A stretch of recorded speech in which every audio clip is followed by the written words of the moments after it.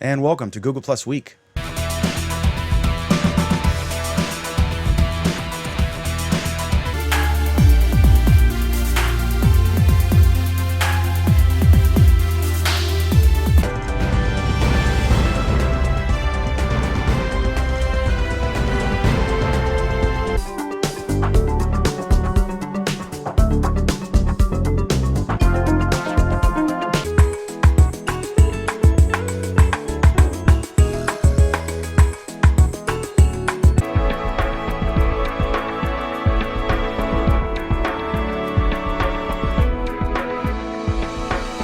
Hi, everybody. Welcome. I'm Dan McDermott. This is Google Plus Week. Great to have you with us.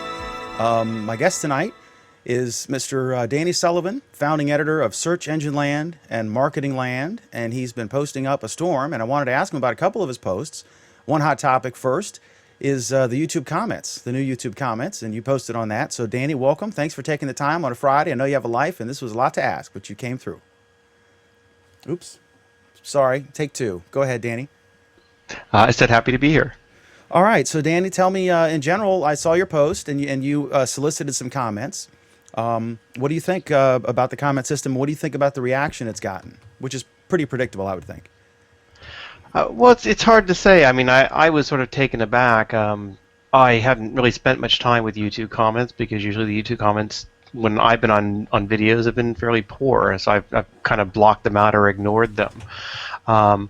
So as I saw people who were upset, and I think upset with some degree of passion. You know, part of me, my initial reaction was, what are you complaining about? The YouTube comments are terrible anyway, so why, how could this be any worse? And then my other reaction was, it would sure be nice if you guys could actually explain to me what it is that's wrong. Most of the reactions just seem to be, this sucks, Google Plus sucks, I don't want to be using Google Plus, and I was finding it difficult to get a coherent understanding of what exactly that they disliked. And I can't say I'm 100% there yet by any nature, but you know, a bunch of things sort of seem to come to my mind.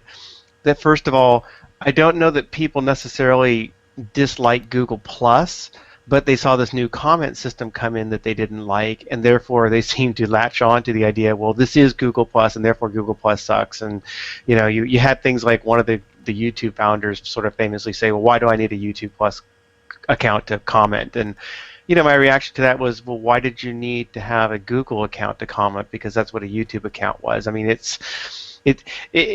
you have to have some kind of an account to comment. If I recall, you never could just go to YouTube and comment without having some kind of login kind of system to do it. I could be wrong on that, but I don't recall it. So it's not that you had to have an account to sign in.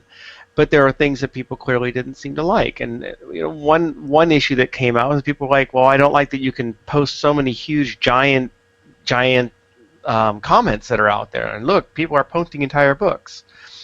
Okay, that I could see that, but I didn't get the impression that the comments were necessarily curtailed under the old YouTube system. I mean, maybe you couldn't post as long, but you could post fairly long comments, if I recall. So, and the way that the display happens, you know, they don't show you the whole comments that are going there. So it's not like somebody posts a book and then you can't read everything because suddenly you had to read through an entire book to get there.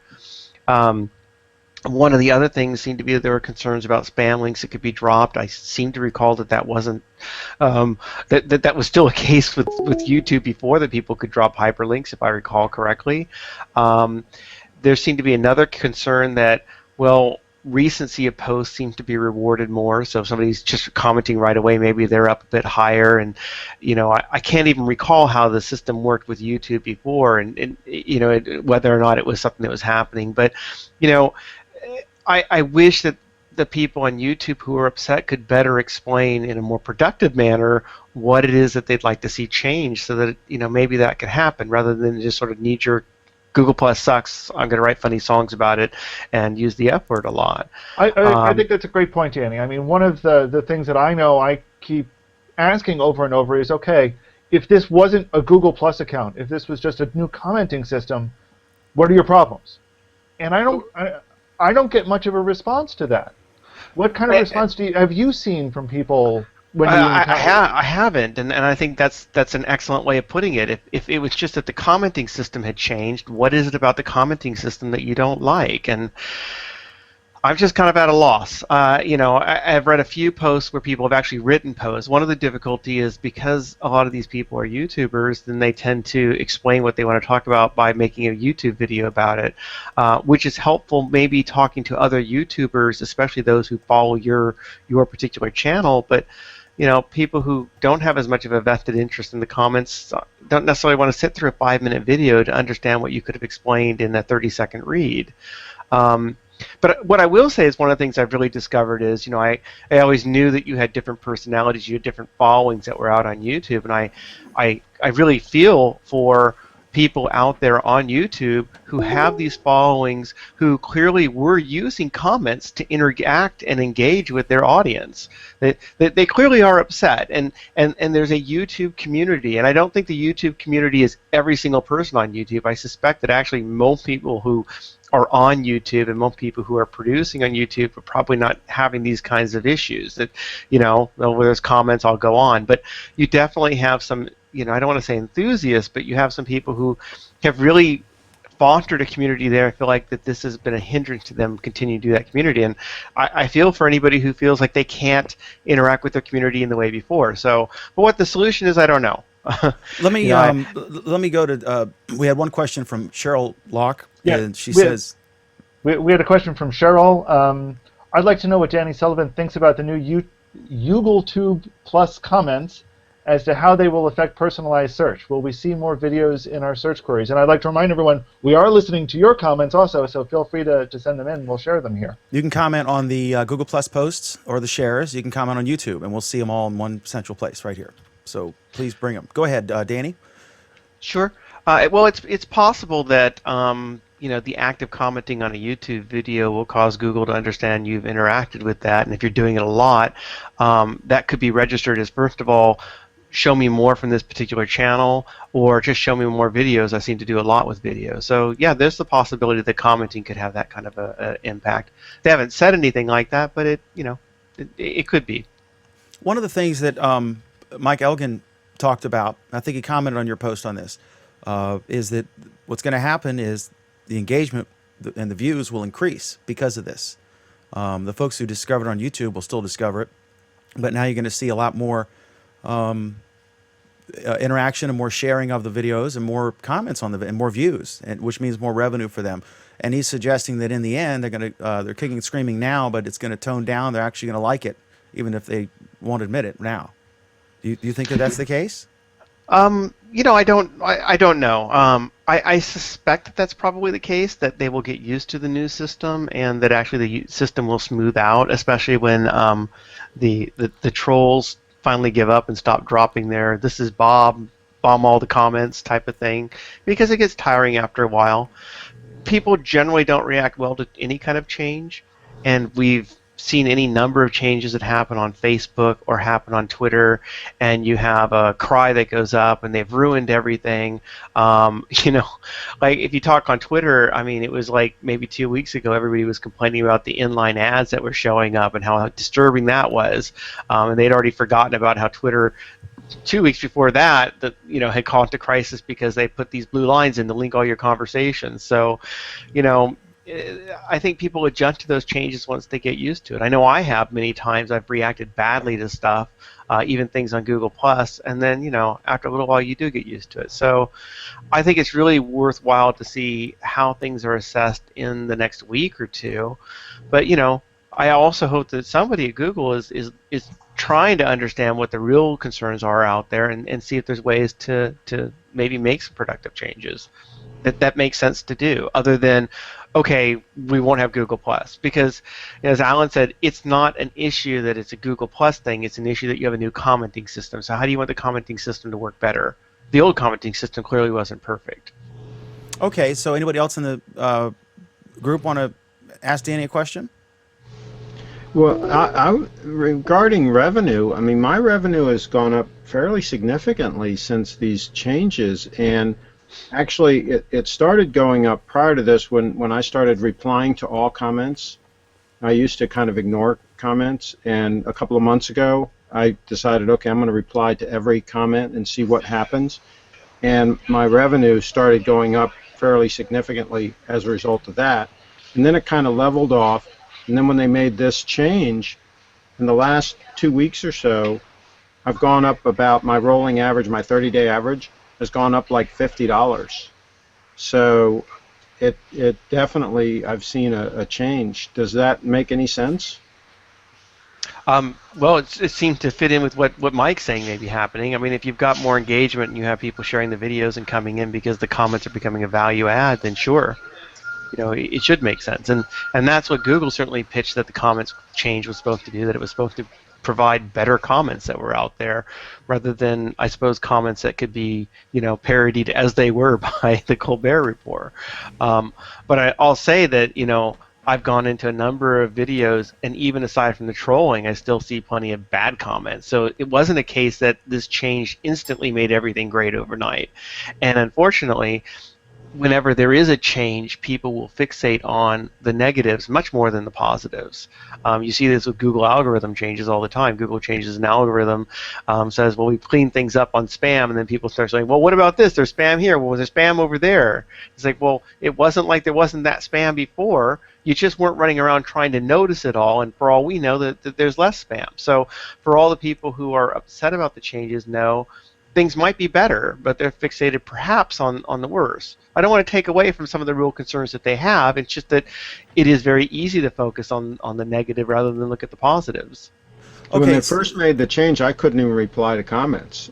I used to always click on the link in my email to go and reply to a comment, and that was totally broken. But after about 2 days, that was fixed. And now I seem to be able to do the same thing, click right through and then reply to a comment. We only got about 5 more minutes. Anybody else got a question for him on this before we go to the books? Okay. I guess we don't have any more in the stream. Okay, Danny, and I can tell you one thing. If you want to get a lot of views, do a video about the new YouTube comments, and you will get lots of views and lots of thumbs downs. I'll write a little song. Yeah, yeah. I'll just say I like it. You do? I like being able to, if I want, I have the option to have my comment show up on my stream or not. So you don't. The I reverse like is that. not true. If you share a video on Google+, it automatically appears as a comment on YouTube, and there's no opt-in, opt-out option there. So that's interesting. I discovered that by accident. Pam? I don't like that. I don't like that at all. I don't like that part of it. That we can't stop that from happening. Now, Alan argues public is public, and it's just more discovery. Well, of course I post everything public, and usually it's like, happy birthday, Dan. Here's a video of half-naked women for you for your birthday. And those kind of interesting comments. And so, now I'm trolling trolls by posting, comments like, this is the stupidest effing thing I've ever seen in my entire life, and let them to my posts and troll there, and I can delete their comments. Okay, and then just because I'm a bitch. John asks if Craig Shipp has been kicked out of the RV. No, he's in the RV. And then Hot Blog Tip says his views have jumped since the change. Okay, so let me ask you another issue here, Danny. You wrote about the, I guess, round one, a judge threw out the case by the Book Writers Association or Guild against Google for Google Books for scanning everything.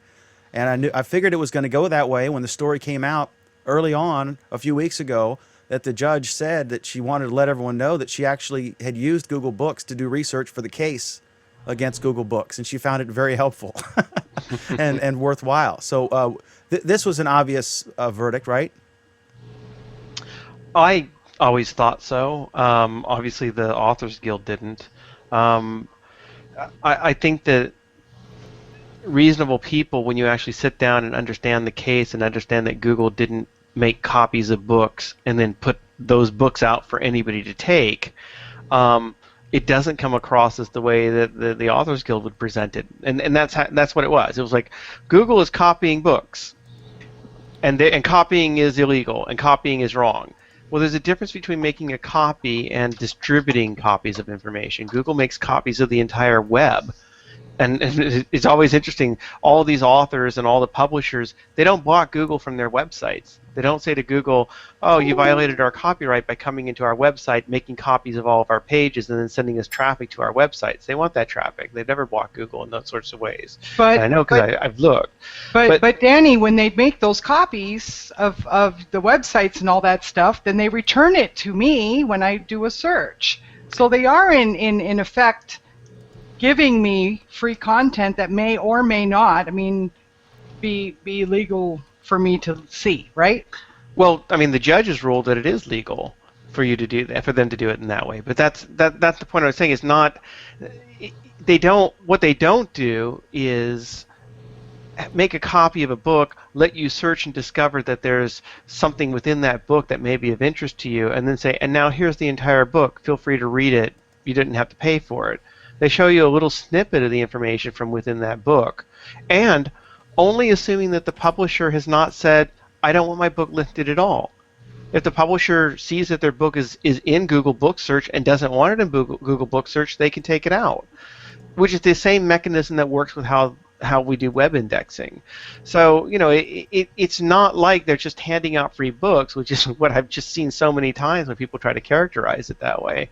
And I think that the judge recognized that, and the judge said that it's not a book reading service, that it does something different and useful, and not in a way that violates copyright. So it's similar to what the archive's doing with news. They're taking, from certain networks, they're taking all of the news shows, and they'll put them up, and you can do a search, and you can look at a 5-minute clip online, but you can't watch the whole show.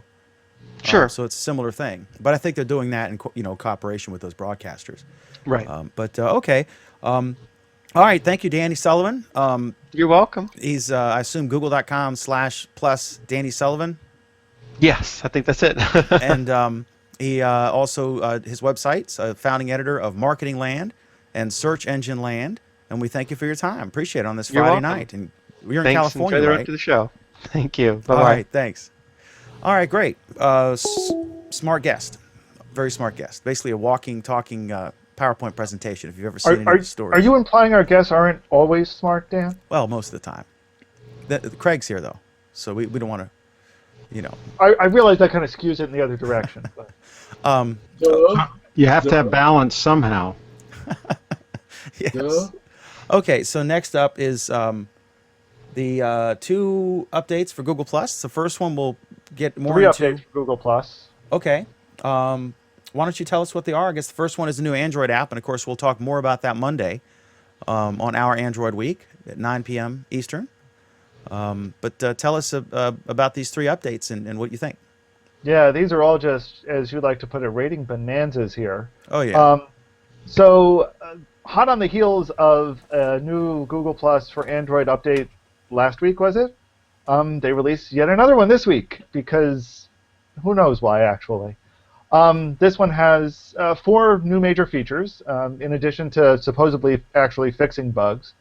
The first is that locations, if you open the locations, it will actually refresh the list of locations of your friends, which you have to wonder why it didn't do that before.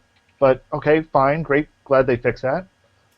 This incredibly useful feature that the Photos portion of Google+, which they're working very hard apparently to use to replace the photo gallery, now supports Android Beam, which is the NFC transferring system. This is, I don't know, if there are any of our followers that actually use Android Beam for anything, someone let us know, please, because I've never seen anyone actually use this feature. Beam ever. as in a beam of light? Well, yes, as in a way to automatically send a photo from one phone to the other. Michael Banks, have you ever used this feature? I have when it came out, so I demoed it to make sure it worked. But other than that, no. I haven't used it in real life with another person. No, I don't think I've ever heard of anybody use this in real life for anything. But for the 1 or 2 people out there who did care about the fact that this feature was missing, it's no longer missing. This next one is actually kind of cool. One of the things that one of the cool features that a lot of people aren't aware of is Jelly Bean has a feature called Daydream Mode, where if you've got it plugged in, it goes in. It's a screensaver. I mean, it's flying toast. It's the modern version of flying toasters. But Daydream mode will now tap into, or can now tap into Google Plus Photos if you want, so your photos can show up as part of the Daydream mode. Personally, I have a fading clock on my Daydream mode. Michael, do you use Daydream mode? I know of Daydream mode, and I don't use Daydream mode. Okay.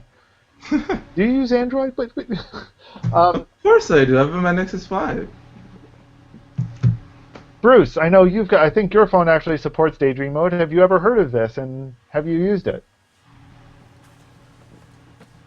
And you're still muted. Okay, no, I'm not muted now. I haven't heard of it. This is a surprise to me, but I would love to test it out. Bruce, I of can course, see we're going to be talking about this on our Android Week on Monday. Bruce, That's of course, right, yeah. Bruce, of course, is our lighting director for the show.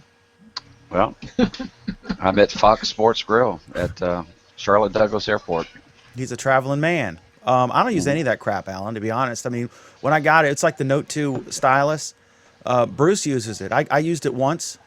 Oh, cool, this is neat. And I did a little shopping list with my stylus on my Note 2. And then I stuck it in the thing where it's remained. Well, at least you didn't lose it. You can't. If you walk away from the, if you leave it in a coffee shop and you start leaving, your phone will start beeping and telling you that you're walking away from the stylus. Go back and get it. But I don't use the beam thing. What's the point? I mean, you can now you can email a picture to somebody.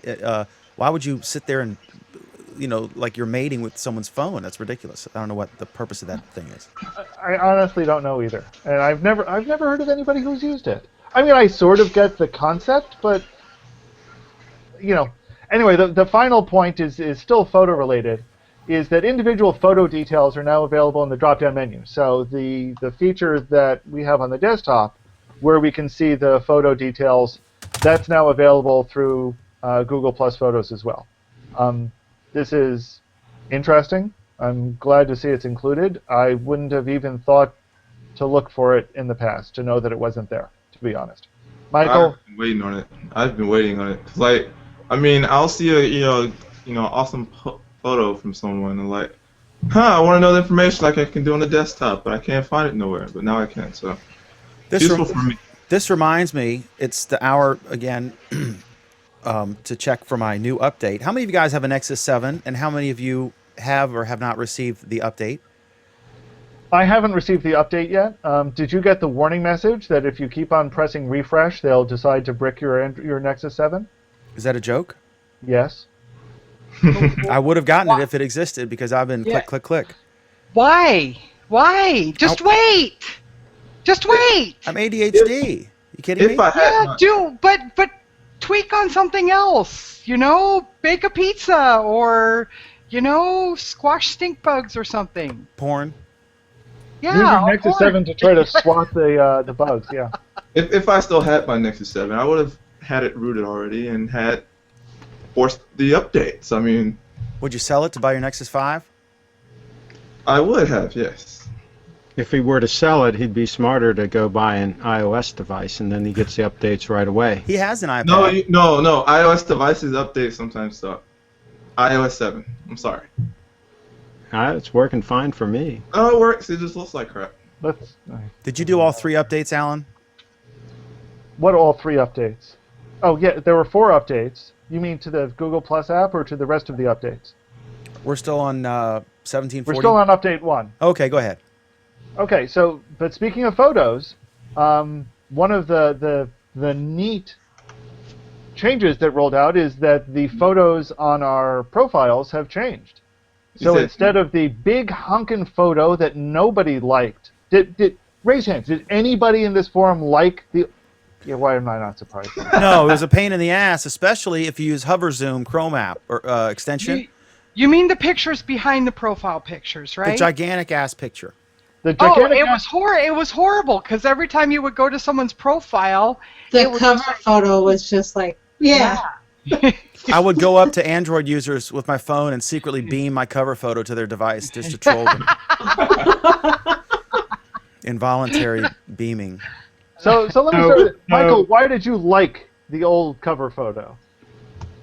Me personally, it was a photo that my cover photo would be a photo that I liked. So if I could get a photo that I like and it's huge, I'm still gonna like it. But I mean, it was a way to like for photographers that you can actually look at the entire picture. Yeah, no matter how well, big that's it was. Yeah, but that's Mike, a good thing, but just there about half of us here are photographers, and nobody saw the photo because it was above where you would land on the page. Now you gotta do is scroll up and you can see the whole photo. But nobody scrolled up. that's right. Scroll up. I scroll up. I'm sorry. I really dig it I now. didn't. You know, the problem is, just like they always do, they've taken a baby step to try to fix this, and they still haven't resolved the biggest issue, which is we can't crop it the shape that we want. No, Well, okay. We should be able to select a photo and select That's- the orientation and the size that we want, like on Facebook. and Like on put it Facebook. up there. Well, Yeah. you know, I mean, I'm just saying. I mean, why take a half baby step and fix something? Why not just go ahead and fix it right? Let's No, it take is- a step back and talk about what they did. So instead of having this huge ass cover photo that nobody would see, they've now made it so that it's a little smaller. Okay, it's a hell of a lot smaller. Still pretty huge. Still pretty big. It still takes up a good half the screen. In the wrong But in the orientation. process- But in the process, it also creates a something that looks more like a hover card that's permanently sitting there with the rest of the information. I think this is probably one of the halfway decent changes I have seen them make on the layout in 2 years. I like it. And I was actually most impressed with the fact that it actually still works with my cover photo, which is now like 2 releases old. It looks really sharp with that. Yeah, I like it. It But I would think Craig still said an be interesting point. it would still be a lot better if it was half the height and the same width. No, It's still no, not a no, banner. that is It's not not a standard. banner. You know, it's No. still a big photo, and it No. just doesn't work. What ratio are you talking about? The photo is still 16 by 9, which is like a standard. That's what I'm saying. It should be like half that height. It should be more like a banner, and we should be able to determine it. We should be able to 16 by 9 say, is a banner. 16 by 9 is a banner. no, it's more like a regular photograph. 16 by 9, a regular photograph usually 4 by 3. That's what I mean, and that's not what you should have at the top of your website. You shouldn't have a regular photograph. You should have something that's not as tall and kind of wide. That's debatable. That's 16.9! 16.9 No. is widescreen! Yeah, but it's not. Well, how many websites do you go to and you see a huge photo like that at the top of the Facebook! website? Zero! None! Facebook! It never happened! No, Never! hang on, Facebook. Craig. No, Craig, so you're saying you want a banner ad, which is nothing like a regular photograph. Or a banner, whatever you want to call it. That's right. Look at Facebook. Forget Facebook. I really don't want to draw any comparisons to them at all, because it's not relevant. No. Look at But- hardly any social network. Well, know. none of them have a full-size 16 by 9 photo at the top of the page. It's stupid. I mean, it forces you to scroll down too far to get to the meat. It's Uh-oh. ridiculous. So you want to look more like Flickr? Is that what you're saying? At least give us the option to size it so it's not as... Dan, am I coming out of left field here, or am I right Yes. as usual? I think it's much improved. I don't really care. I see your point, but I think they try to keep stuff simple. They just took the initial photo, they put it smaller to the left, and made it opaque or deliberately blurred, whatever I don't know what they did, and then stick your circle photo on top. I think it's a much improved thing. Because typically it was some kind of design like I use. What I use is similar to what you're looking at now, this slide for Google Plus Week, and then so that looks nice blurred. And then we got a one comment I want to ask about you guys. Charlie Ellingson says, if I delete my Google account from the Nexus 7, then log in again, and then get another application-specific login and log back in. A, will that work to get the new KitKat, and B, will I lose anything? No. Well, I think Charlie's got a valid point, but he forgets the fact that you need to do it while you're standing on your left foot. If you're only standing on your right foot, then you're going to have problems, and it's actually going to downgrade you to Android 7 too. While I'm getting nude photos beamed from Pam's phone. You know what? There is an option. You know, when you go somebody's profile and you see the small cover photo, you want to see the larger view, click on it. It will open up. Yeah, and also to answer the comment, what I've heard and what's been the case in the past, I mean, it's nowhere near immediate, but if you clear the data on your Google Play services and settings under apps, you're a little likely to get the update sooner. There's no way to prove that. There's nothing to say it won't or will. But Say this again. What you do? What? if you go to settings and apps and you go to all, you'll find something that says Google Play Services. You clear the data on that, it pings the server, and what's the words? You could get the update sooner than what you originally would have. There's nothing to say it works, nothing to say it doesn't, but that's what I've done in the past. And I go to settings, apps, and where? Scroll to all. If you swipe to the left, go to all and scroll down, you'll see Google Play Services. Can we not get into the weeds? But yeah. How much you want to bet we're going to get questions if we don't explain it? Well, here's the thing. Charlie has already agreed with me, as usual. You know, he said, yes, Alan is right. Plus, it will take you back to the old YouTube comment system. So remember, Dan, make sure you do this on your left foot, not on your right foot when you're doing all of this. Okay, Michael, which one do I do? Google Play Services. Okay, I clicked that. Clear data. Clear data. There you go. It says this app's data will be deleted. Figure out how to use his device. It says this app's data will be deleted permanently. This includes all files, settings, accounts, databases. Is that okay? Yep. Yep. That's it. You know, you could get a help out on this. Oh, wait! No, you can't! You sure can. Then what do I do? That's it. You wait. So it just starts over. I've just basically cleared the cache. Yeah. What's the next topic? Yeah. Indeed. Anyway, we've got this other comment from Charlie Ellington. The new Google Plus cover photo, he typoed photo there, is awesome. No, that's accurate. So yeah, I mean, general consensus seems to be they finally almost got this one right. It only took them, I don't know, when did we get the last update? 6 months? 9 months? Always good to see them on top of these changes. I like it. But you know, there is still yet another change involving photos that they made. Yeah. And I'm still trying to figure this one out. The most obvious part of this is that the Auto Awesome listing, the way to show your Auto Awesome photos, which previously was hidden, is now even more hidden. So that instead of being a menu item under More for your photos, it's now a menu item under Search? This is baffling to me. And while they were at it, they made it more complex when you're viewing an album to see all of the photos in the album, and this is, I don't know about this one. Michael, what are your thoughts on these changes?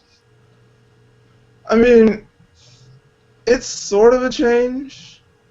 It just seems more like a UI change to me. I mean, it's more in line with the mobile version. It took the mobile version where it comes to highlights, you see that primarily, and it put it on there. Because usually, if there's a lot of photo, or if it's the Auto Awesomes are tagged as highlights. So, I mean, you're more likely to see an Auto Awesome here than before. I don't know, it might bring it more in line with the mobile version, but the mobile version also sucked. In fact, is there even a way to find your Auto Awesomed photos on mobile? The only way I found is I need to go to Gallery and look at the album there. I couldn't do it through Google Plus Photos. Well, both. It's probably better on mobile to get it because you'll get a notification, and also on desktop you'll get a notification on Auto Awesome. Yeah, but it'll tell me, you know, I've got 19 Auto Awesome photos, and I'll click on it, and it'll send me to highlights. And it'll send me to the short highlights, so I won't even see my Auto Awesome photos. They should be marked as highlights, the auto awesomes. No, the highlights of the auto backup. The Auto highlights- backup. Okay, auto backup. Okay, backup. Right. I'd like to go back to calling them instant uploads, but that's another story. Well, that's taking Dropbox. From my perspective, photos are disappearing, and it's not obvious how to get them back. Well, as far as the auto backups, or as far as just in the album? The auto backups. We'll talk about the albums in a second. Yeah. Oh, yeah, they're called highlights, huh? Well, those are the highlights of my auto backups. And Yeah. I like seeing the highlights, but I also like seeing all of the pictures that I took, because the highlights doesn't catch them always. Yeah, they doesn't always. I'm finding that out, that the auto upload. Uh-oh. Poor Ellen. Oh, I'm just saying that the auto upload from the phone doesn't always work. Is it that it doesn't always work, or that it does work, but you don't know where these photos have now disappeared to? Well, I see them under the highlights, but then you have to click on the little arrow to see more. Right, and even then, it's not showing you all of them. It's just showing you the highlights. Yeah. So this is a problem in my, I kind of understand on one level they're saying, hey, our highlight system works so well, we're actually going to find you the best of your photos, and you don't need to go to all of them.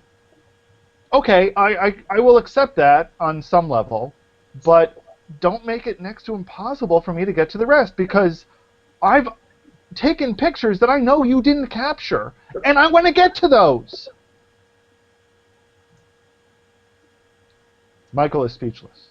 Yeah, I mean, it is not easy to find the auto backups, I agree, but I mean, there's a way, but I mean, it's not a button to do it. But yeah, it will show all of your auto awesomes by going to photos and hit pound auto backup, and it'll show you all your auto backups. But I mean, if there was that's that's a long way to do it. pound auto backup. Yeah. Yeah, that's A, non-intuitive, B, wrong. Because it doesn't show me my auto backups, it shows everything that's tagged with auto backup. And funny thing is, if you do a post about auto backups, No. Yes. No, I'm saying if you go to photos. Right, if you go to photos, you can either search for pound auto backup, or if you just go to the drop down and select auto backup there under search, you will see your auto backup photos, but you'll also see any photo which you have tagged with auto backup for whatever stupid reason you've done this. Who tags a photo with auto backup? People who are talking about the auto backup feature get it automatically tagged for you by Google. Okay. I mean, in some ways I think it's clever, I think it's an interesting idea, but I don't think it's making it any better. I think it's making it worse. Worse than before? Yeah. And it was pretty bad before. I mean, I think the other issue here is that when you go into an album now, you're shown the highlights by default, and that's really non-intuitive. I mean, that could be argued. I mean, if all the photos I want to see, it shows only if I got like 200 photos, which in some cases I have 200 photos in some of these albums, seeing a highlights for the small, especially on mobile, helps me out some. Yeah, but if I've created an album with 10 photos, and it whittles it down to 5 for me, and the only indication I have that it's whittled it down to 5 is that I thought there were more photos here, and the button in the upper left-hand corner is set differently. Isn't there more button? No! No, there is no more link. On mobile? On desktop. On the desktop, in an album, you don't get the more link. If you're in the desktop, in the top level highlights, you get the more. This is so freak. You know what? They've got a different UI for every different screen. It's completely non-intuitive. You're right. I just looked at one of my albums that I have 12, should have 12 photos in there. Ah, 1, okay. 2, 3, 4, 5, Yeah. 6, 7, 8. I'm only seeing 8 of them.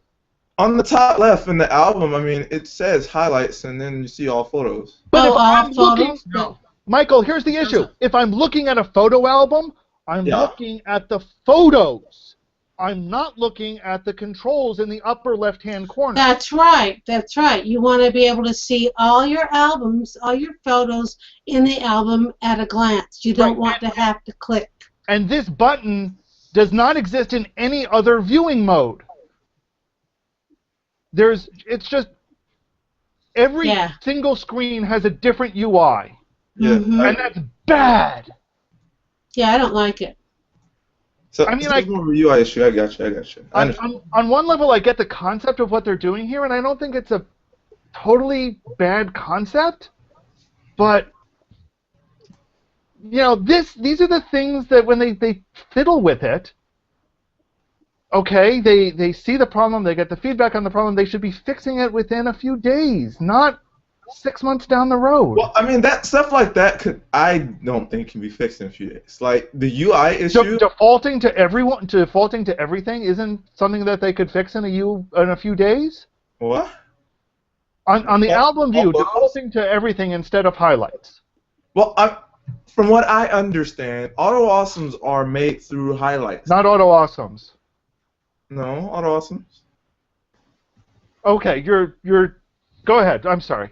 So, like, I mean, again, I'm totally speculating. I'm only going by what I see, but auto awesomes, they don't go through all your photos. It picks the highlights and it creates auto awesomes from the highlights. So, I mean, them doing all the photos, defaulting to it all the time would be a major hog on mobile, on your phones, on all other devices. I mean, doing highlights, having a subset, helps out some. And I think that's why highlights came into the mix. I think the only issue here is the non-standard UI that every viewing mode is something different. The other issue is having the highlights in the top left. But I think these are UI changes, and these UI changes take time. But Michael, this was a major UI change from the previous version, and they essentially made it worse. Mm-hmm. That's my thought. Major, okay. It's like I go to look for my photos and they're like, where'd they go? Right, and if it now ends up where if I share an album with somebody, I don't know what they're going to see, because they're going to see the highlight reel instead of the carefully planned and ordered reel that I laid out for this album. That I agree with. And I see what you're saying if you end up with an album with 200 photos in it. But they've done a pretty good job at making sure you don't get an album with 200 photos in it, because they've made it really hard to do. And that's, for me, 200 photos in an album is way too much. I'm like, most of my albums are over 100 photos easily. How do you generate those albums? How do I generate them? How do you put 100 photos into an album? Are you doing it using Picasa? No, I use the Google Plus UI. I export the photos out of Lightroom, put them in a folder. I upload the folder on Google Plus, and then I generate my highlights, make auto awesome. Okay. All that. Okay. But I mean, I don't know if it's just because I live in photos, but I mean, there are UI issues. I agree. I don't think they can be figured out easily and quickly while keeping the auto awesome and auto highlights, all that intact as well. I think that takes time. But we've gotten a bunch of comments on photos, and I'm trying to sort through all of them, so I apologize on that. Today it's saying something. If you take a look at my page, it appears to recreate the image again on the card, as opposed to finishing the image off. I don't like that. Okay, so he's talking about the background photo, the new profile photo, where instead of kind of bleeding off the edge in putting the hover card like thing over the edge of the photo, it has the entire photo on one side and then a sort of faded background image on the rest of it, and he doesn't like that. He would rather it just complete the image as opposed to restarting the image on the card. I mean, I would have issues with that because now that makes me go. I have to custom tailor a photo just to work the way I really want it to on Google Plus instead of having the whole photo there and having the part blurred off. I mean, now there's less work on my end. Plus, like, you know, a friend of mine, he posted a nice photo of a Volvo. It was like white, background was white to start with. Now it's an ugly gray, and he's not happy with that. But it's only the left side. The right side should be this right photo. No, the whole photo was changed. The whole color. Well, I think that's because he has the auto enhance feature on. If he turns that off, maybe. I don't know. If he reverts the original photo, if it reverts it to original, it should fix that. Yeah. Because it was just a graphic. It wasn't a real photo, but it was just but still, you have to tell him. Yeah. Let me tell you something fun about Auto Awesome. I did this I took a bunch of photos of it, just me inside the Hangout here. I did my own Hangout just to play with the controls, you know, with the smooth and the original and the black and white, whatever. So I took a bunch of photos, and then it created an Auto Awesome out of all those photos that I took. That was fun. I mean, Auto Awesome has come a long way for me because I don't care for the Auto Awesome and like the GIFs. I still don't care for those because I don't have that much control over it, and a lot of times it just like cuts off somebody's hands and like moved it, you know, like 10 pixels to the left or 10 pixels to the right. What I do love is the videos. Having to tailor that, like I just took an event, it was like 100 and so photos, and I mean to create a video of that and does, you know, all the transition and everything, that took like literally 5 minutes, and that was like so much work that I didn't have to do. So I mean that part is growing on me, but I still don't care for the GIFs. And I know Craig loves the Auto Awesome. Okay, we got some comments here. I like the GIFs that it makes if you shoot a series of photos in a row, and it does a real good job with those. That's what I was talking about. If only I could control that more, I would love it even more. What do you mean by control it more? Meaning, if I could say the first in a GIF series, if I can say I want this first, second, third. It's GIF. Yeah. Well, I mean, they're going to take them in order that you shoot them, but of course they're going to take what you upload. So what I do is I process my photos, and then I upload them, and I've already determined what photos in that series to use by those are the ones that I upload. But of course they're going to take them in the order you shot them. But at least that way you can pick, okay, I want these 5 photos to be in this GIF, and if you upload those 5, then generally speaking, that's what they'll grab and put in the GIF. If they were shot, you know, quick enough. If they were shot, yeah, I wish I could. Yeah, gotcha. And what I found, and of course you're a Nikon shooter too, is if it's somebody that's moving, the best thing to do is to pick a point on them, like their head or whatever, and keep a continuous. Have your camera set to continuous autofocus, right, and just have it on that one point, and just go along with them. And that way, all the shots are lined up nicely. They're keyed nicely. Yeah, I gotcha. So what's next? Okay, let me go to some comments real quick. We've got some more comments here. Go ahead, Dan. Okay, so I see one guy, Old Chicago Pete, says he thinks it's the Google Services framework that you have to reset and then do a forced stop and then check. That didn't work, and now I can't update Google Plus, so I may have to. But I think they said that can screw you up sometimes, but if it does screw you up, you can do the log out, delete your Google account from the device, and then re-add it again, and that should fix it. We're going to hear all about this Monday night on our Android Week. When is that show, by the way? That show is every Monday night, 9 p.m. Eastern, 6 p.m. Pacific. Dan will feature his cracked screen Note 2, and he'll tell us all about his experiences in Android every week. And also we cannot wait to hear it. How do folks find that show? The same phone that I used to record a video of Duck Dynasty. Dan, I almost got you a Duck Dynasty tie.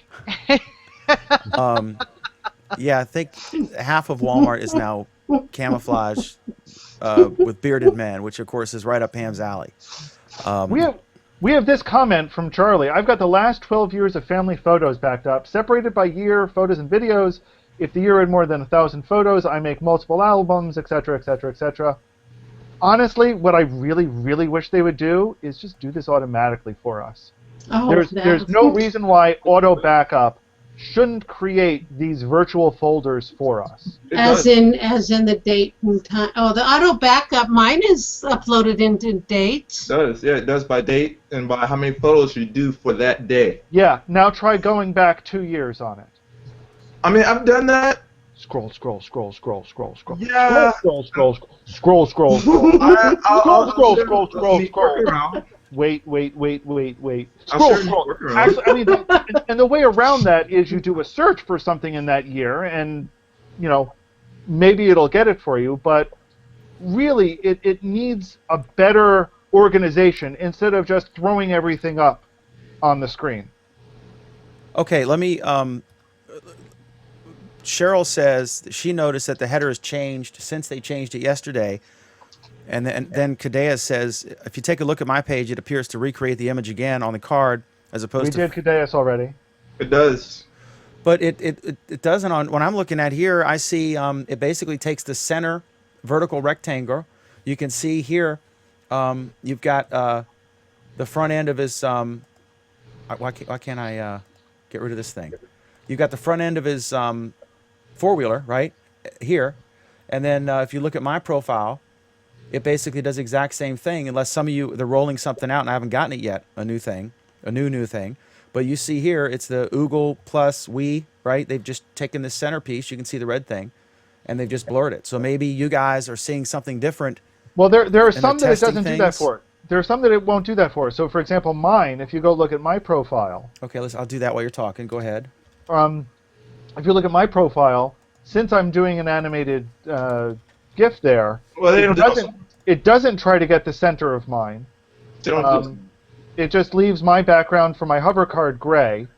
I have my animated GIF moves, and the background for the animated GIF moves at a different speed. It's actually kind of neat looking, I think. Now people are going to be like, how'd you do that? And you can be like, I have no idea. Well, I know exactly how I did it, but you can't duplicate it anymore. Yeah, because they don't do it. That's why you don't have... I mean... It's like those guys who had weird animated GIFs as a joke, like John Herman from BuzzFeed on Twitter, and then they shut off that ability, so now they're stuck with that forever because they can never put it back if they take it off. This is obviously first world problems here. I'm jealous of it. I'm jealous of Eleanor, and it looks so cool.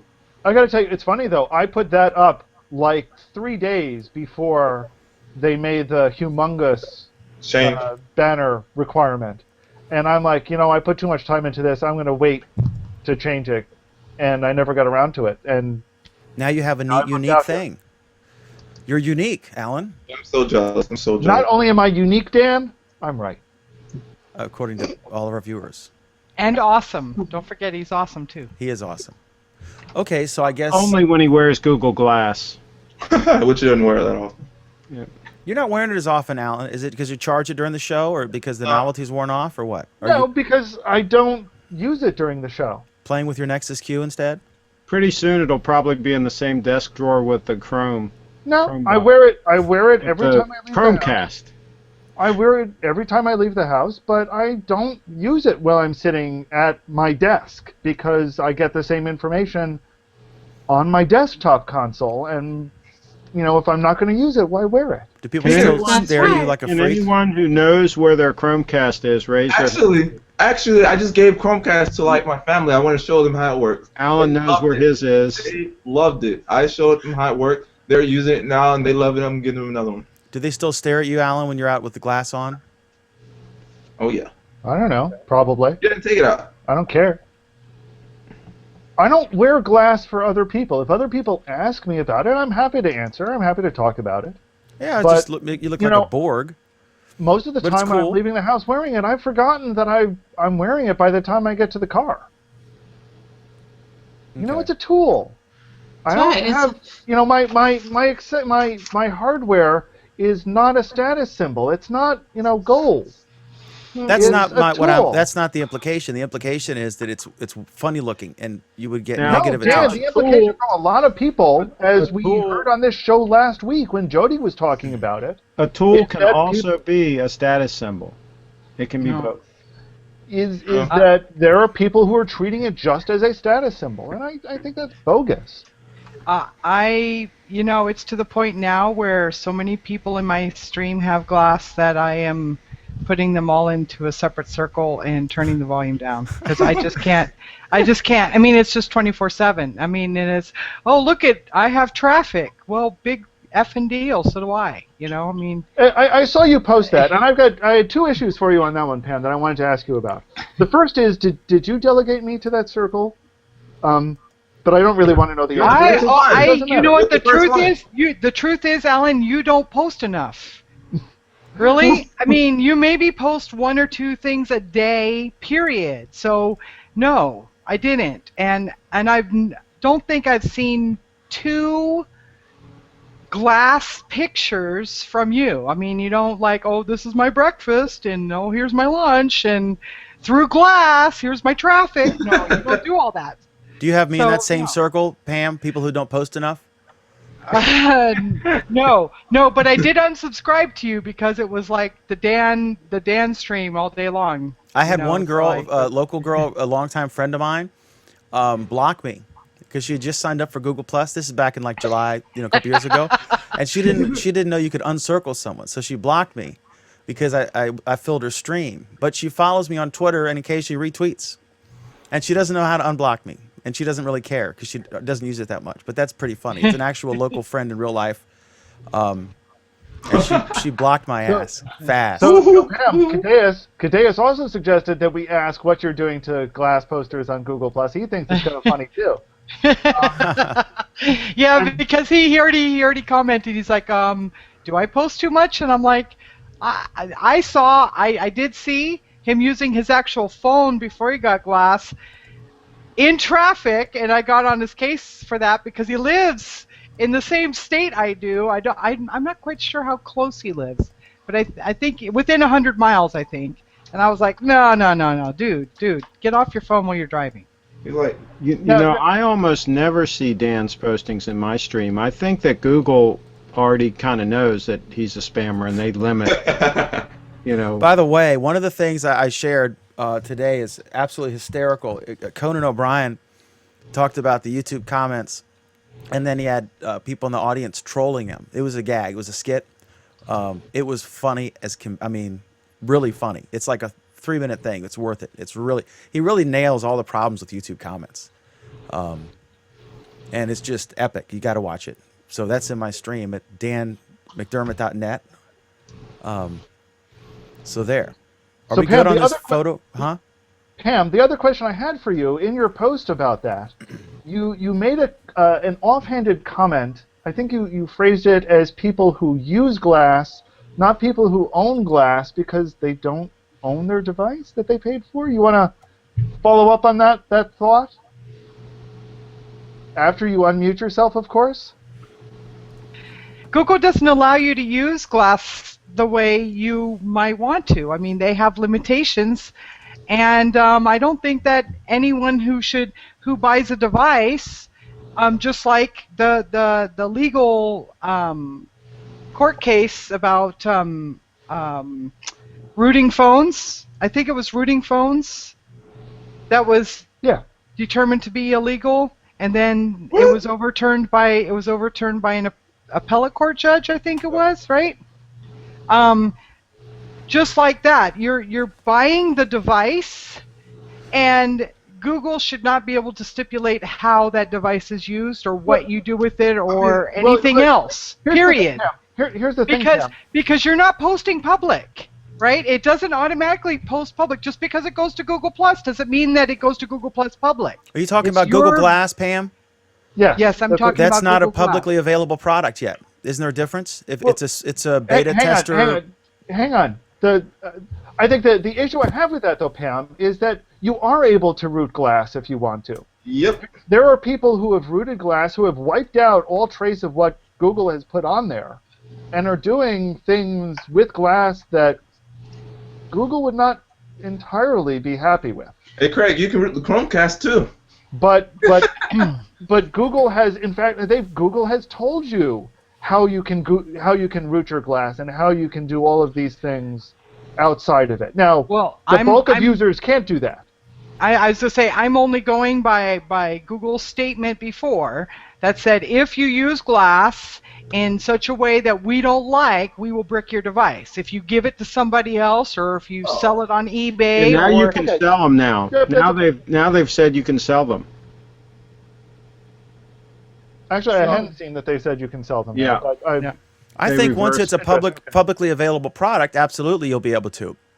Because it will be like a phone. They already reversed on the sell. You can sell them now. And it was Pam, I think it was the Librarian of Congress who offered an opinion that you couldn't do it. You couldn't root the phone or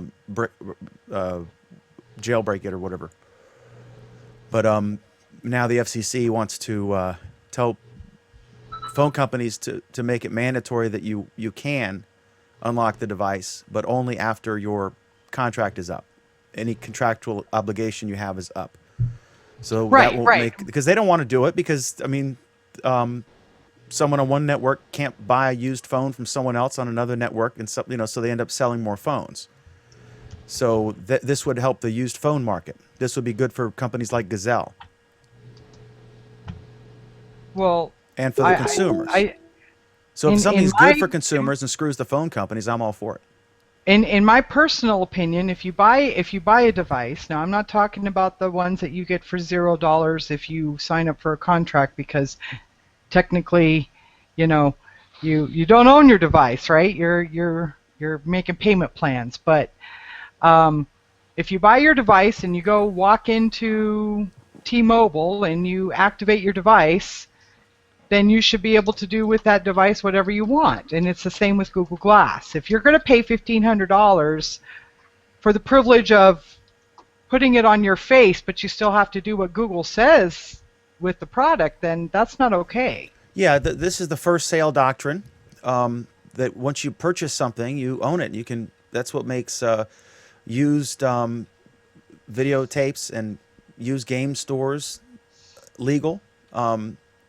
Video rental companies like Blockbuster, that's what made them legal, is because once you buy it, you own it and you can sell it used. Yeah. No, Pam, I think you've got a valid point, and I see what you're saying. I just I think at this point, and increasingly so, people who want to do something with glass that Google says you can't do, it's easier for you to do that now. And certainly, I mean, there are a lot of people that are doing stuff with glass that Google doesn't want you to do. Everyone who's doing stuff in the medical community, they're rooting their devices and installing stuff from scratch themselves. Well, I tell you what, those are the people I want to follow on Google Plus that are doing something other than taking pictures of their cat, their feet while they're in the bathroom, and their meals.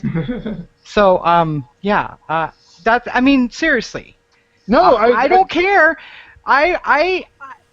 The interest for me is, what can this thing do? And taking more pictures of stupid things is not something big effing deal. I could pull out my phone and take the same picture of my feet. You were not amused by my barefoot tiki masala in the shower picture? Oh, I didn't see that. I think we've got a new community here, Pam. No, Pam, I think you've got an excellent point. Is that, in order for people to understand what glass really can do, we need to get away from these silly through glass photos. And you guys are glass explorers, so explore for us. Tell us what it's about. I understand that your grandkid's cute, but something else maybe. Show me how it found that parking spot for you at Starbucks or something. I don't know. I share little kids. Like there was a kid who had a vegetable stand. He's 3 years old, and every day he went out, and the mother shared the picture with me because I shared the picture of the veggie stand because it was on the honor system, and it was just cute, like out of a Norman Rockwell painting. But just, if you want lots and lots of kid pictures and dog pictures and feet, then Facebook's your place. Go get them. Well, no, I think Pam's got a very valid point. It's one that I'm going to, start talking up, I think, and I hope Pam doesn't uncircle me because of that. Oh, no, I'm not encircling anyone. I'm just tossing them into the circle where you can banish them to the backwaters of the Pam stream. Yes, for a while, until they tire of the new toy and, Well, I think that's really kind of the essential question here, is what does this tool do?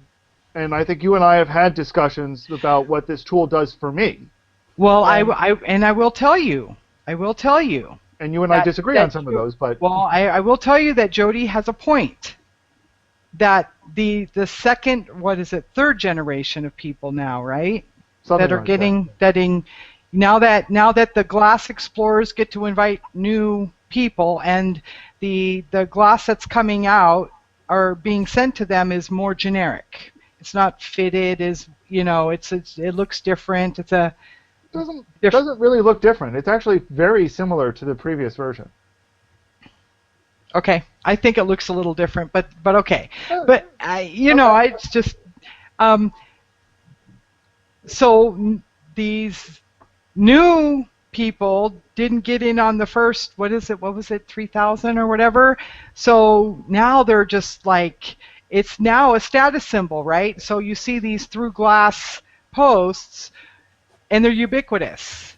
And in fact, I saw a post today from someone who was a glass explorer that had an issue with something else happened.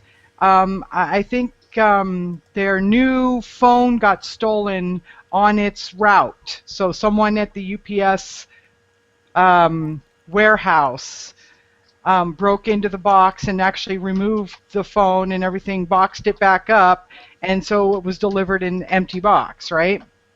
And he was like, I don't want to wait 48 hours to hear a response from Google on resending my phone. I'm a Glass Explorer. Big effing deal. I'm not just a regular Google consumer. I'm special. Seriously, if that's... He was a sucker. $1,500. I completely encircled him. So I'm just like, that's ridiculous. If you really think that spending $1,500 with Google makes you special, let me show you, some of these businesses that spend that a week. Everybody, Google, post your Google Glass unboxing video again, and plus mention Pam in the post, and then go to the Hangout and let her know that you did that, and then email her. Dan, I will have every gay man that follows me. That's probably most of them. Send you links. Why are all these to gay porn? Why are all these hairy naked men sending you posts all of a sudden? Yeah. Okay, better watch so what you say. Yeah, I choose my fights carefully, and I will withdraw from this one. But I think as far as the not doing the personal fitting and stuff, I think they're probably getting ready. They're probably moving closer to the production model. Well, and they're also getting these the in method the box. that they're going to distribute these, right? Eventually, you're going to go into Best Buy and buy it and stick it on your head. Well, that's what's happening now. Is they're getting them in the mail. They're not going. I mean, they go for a class. I think there's a Hangout or some kind of video thing I saw, right, where they show you. But there's still some personalization. But they're still getting them in the mail. It's not. They don't have to go get fitted for them or anything. I mean, the only reason I know that is because they're posting them. They're unboxing videos. I'm watching. Yeah. So anyway, are we good? My on rant's this? over. Yeah. Sorry. Okay, so I saw this next thing, and I don't know. No one has commented and said that they agree. I think Nate Swanner from our Android show said he agreed that it was different. But I noticed that. And I've got a link in the doc. You guys can't see it. I'm sharing it to the viewers.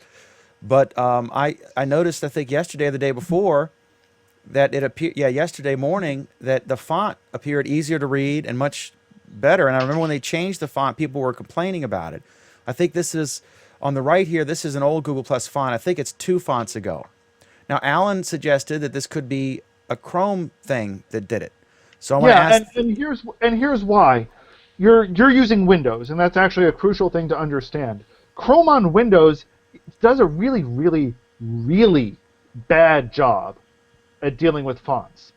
It of every browser that's out there, Chrome does the absolute most pathetic job. Well, I like what this is. I mean, are you guys? What should we do? You should bitch and complain at Google that they have no freaking clue about font management. Okay, listen, this is my question. Are you guys seeing the same thing? If you look at my post, it's in the Google Doc, in the doc you guys have, and it's on the screen for the viewers. On the left here, you see, first of all, the font is shorter, because you see there's not much of a difference in the line here between these two lines, but then as the post goes down, there's a bigger difference here. So this is definitely a shorter font, the new one. Also, it's the letters are closer. Like you look here, recommended, and then on the left here, recommended. The letters are closer together, and I just think it's a gray, it's a grayer rather than a black font, and it's a little thicker. I think the difference that I noticed is that the old one looks a little blockier. Like it's a not as courier or smooth. something, The yeah. O's aren't as well rounded. Yeah, it's almost like the printer's running out of ink or something. But I just like this, and I want to know if anyone else sees the same thing.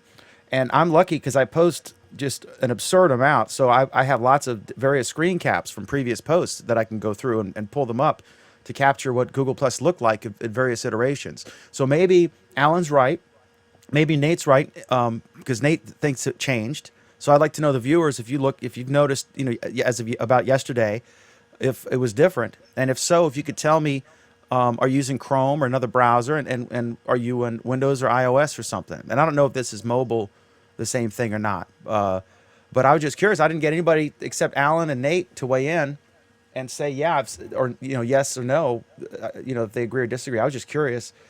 I noticed that the names here, if I plus mention somebody, it's darker.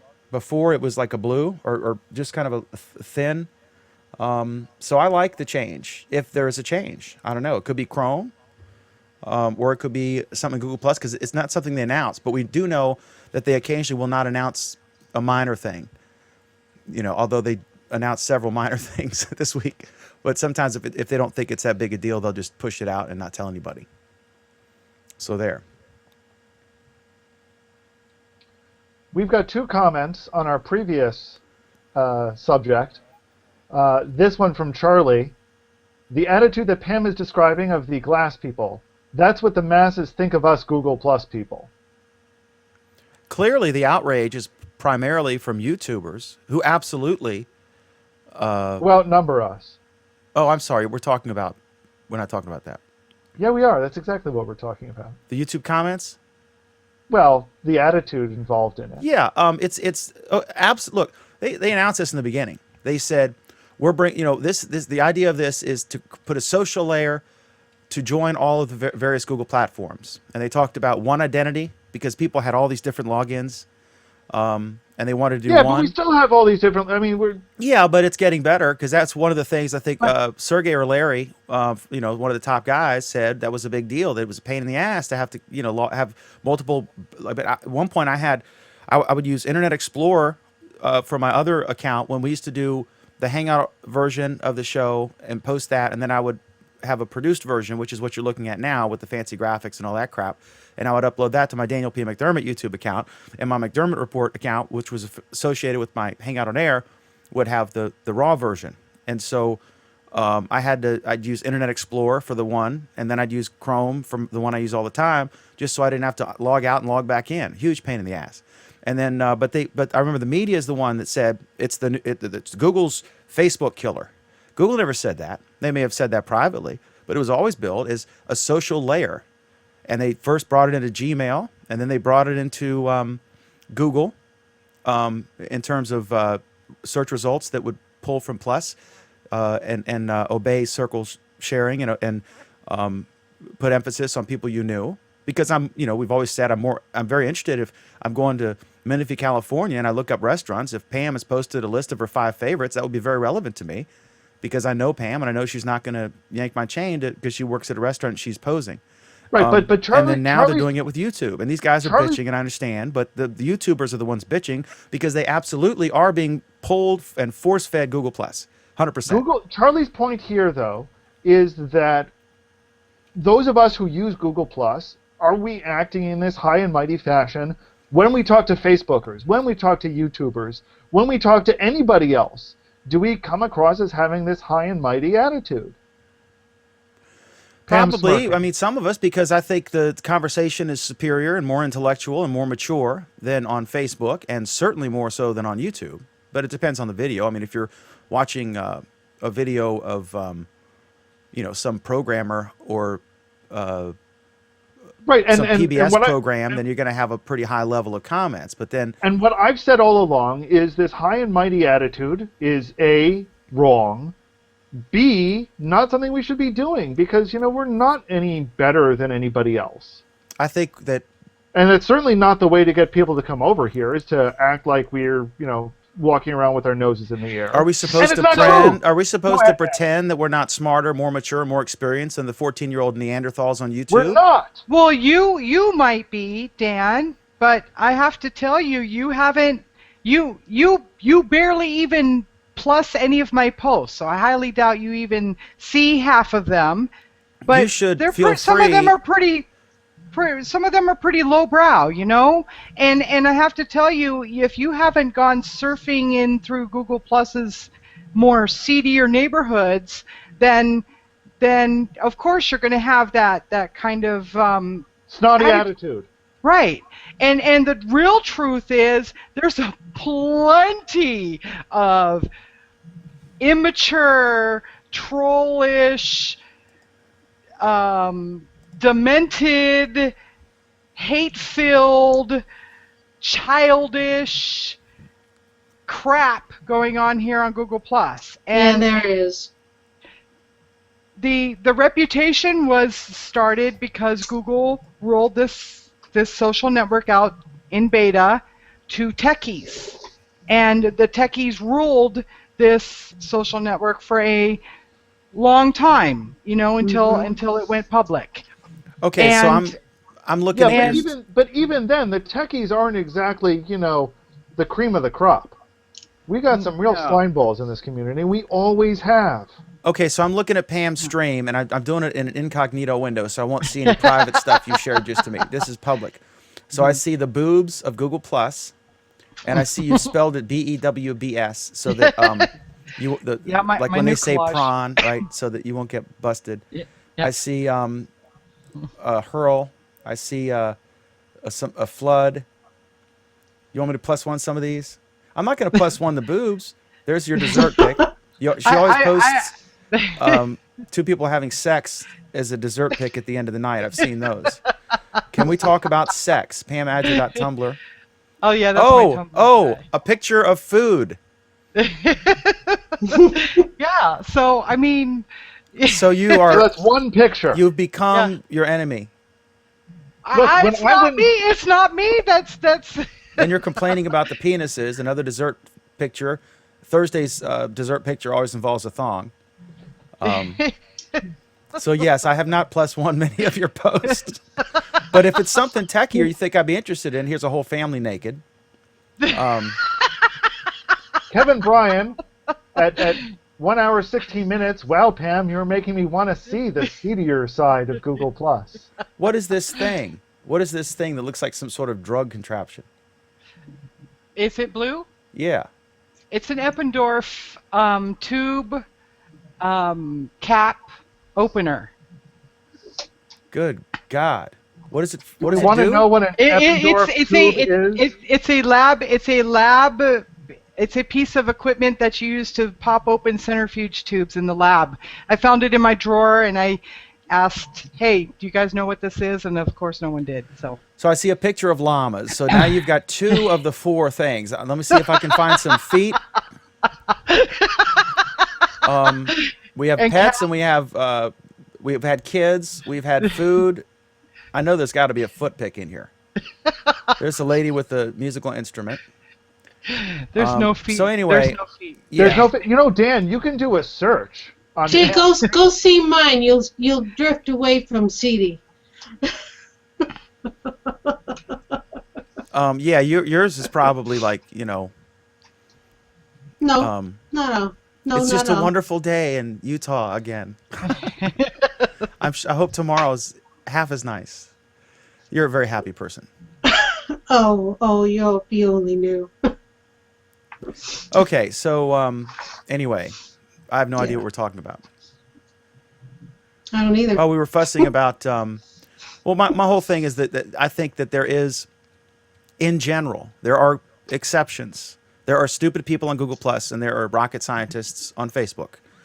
But I think, in general, based on my experience, there are that the overall tone, in general, on Google Plus, is more elevated in quality than on Facebook, and Facebook more so than YouTube, which has historically been just sort of the bowels of the internet as far as comments.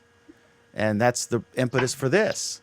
You could look on a if they post Dan, wait a second, Dan.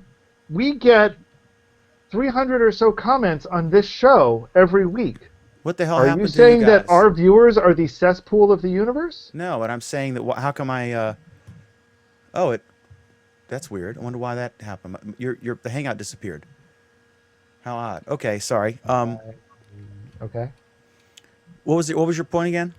My point is, you essentially just told the people who comment on our YouTube video every week and have been doing so for 2 years that See, now they you're are trolling amongst the cesspool of the universe. No, I'm saying that if I see And what I'm saying, Dan, is if all you had to judge by was your weekly visits to Google Plus Week, you would think YouTube has the most bright and witty and well-informed and well-spoken people in the universe.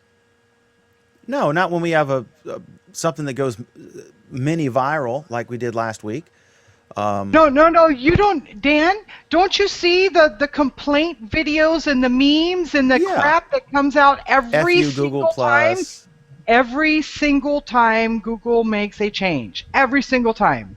Well, you know It has what? nothing They to own do. it. It has If they nothing don't to like do it, with they can YouTube. they can use Blip or Mevio. But what I'm saying is that we are disparaging YouTubers. We're just as bad. For the same reasons that we do things too. I mean, it's the same. Do you remember what happened at what was the white space fiasco? What were all of those? And are those videos, are all of those GIFs that were posted any better than poor old Bob here?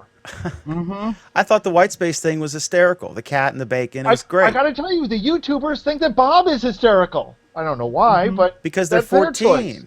I'm just saying that, like, if you, I remember there was that post where Tom Anderson posted something, and then someone posted it on Facebook, and someone did a side-by-side shot of all the comments, side by side on Facebook and on Google Plus. And on Google Plus, it was like, gosh, I was just watching PBS, and they said this, and I really agree. But what do you think about this? What about this metric? Blah blah blah. It was just a bunch of nerds. And then on Facebook, it was like, lol, marry me, Tom. Well, maybe that's just the people you follow. That's it. It really boils down to what your audience is. Well, I think my view is held by more people than your view, and I think you're just trying to be Mr. Deny the obvious. No, I think you're trying to deny the obvious.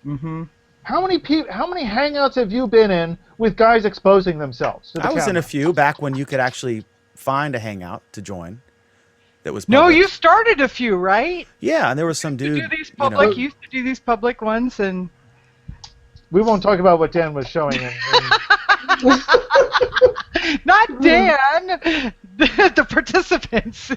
Yeah, they would troll us, Okay, so we had this nice seedy underside to Google Plus. Do you think they went away?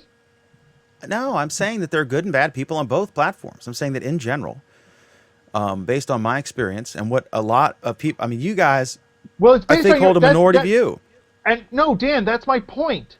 It's based on your experience. You have this incredibly narrow view of Google Plus. It's also based on everyone except you and Pam's, what I've heard. A lot of people who are opinionated. I read all this stuff all day. For the next week, I'm going to tag you into certain posts, and you just plus my comment once I do that, and I'll know that you've seen it. Okay. And Dan, here's my point. You can do that Friday through Wednesday. And Dan, here's the thing. If all you had to go on about YouTube comments were the comments you saw attached to your videos every week, not counting last week, because you would think that YouTube posts are always the most brilliant posts out there because we've got a great audience. Because look, you're going back to this incorrect assumption that I'm basing it solely on my experience. I'm basing it on commentary I've heard from tons and tons of people over 2.5 years. All of whom have an incredibly narrow experience.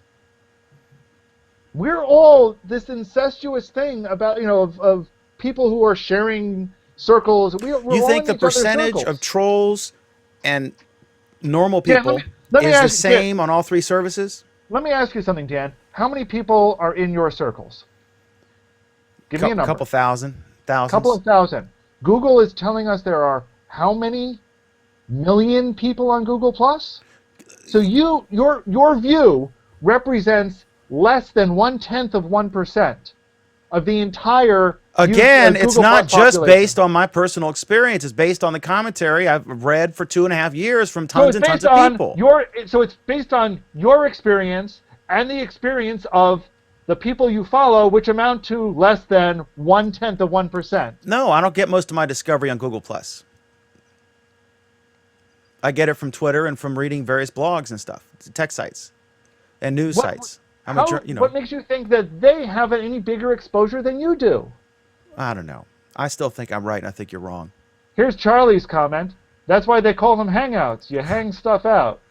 I was waiting for that. Okay, here's Cadeas. Going back to the other comment about glass holes. From Cadeas, Pam, I finally met a glass hole last week. He wouldn't even let people try his glass on, was all high and mighty. So I rained on his parade and passed my glass around for everyone to use. But Cadeas would not let them wear his Beats by Dr. Dre.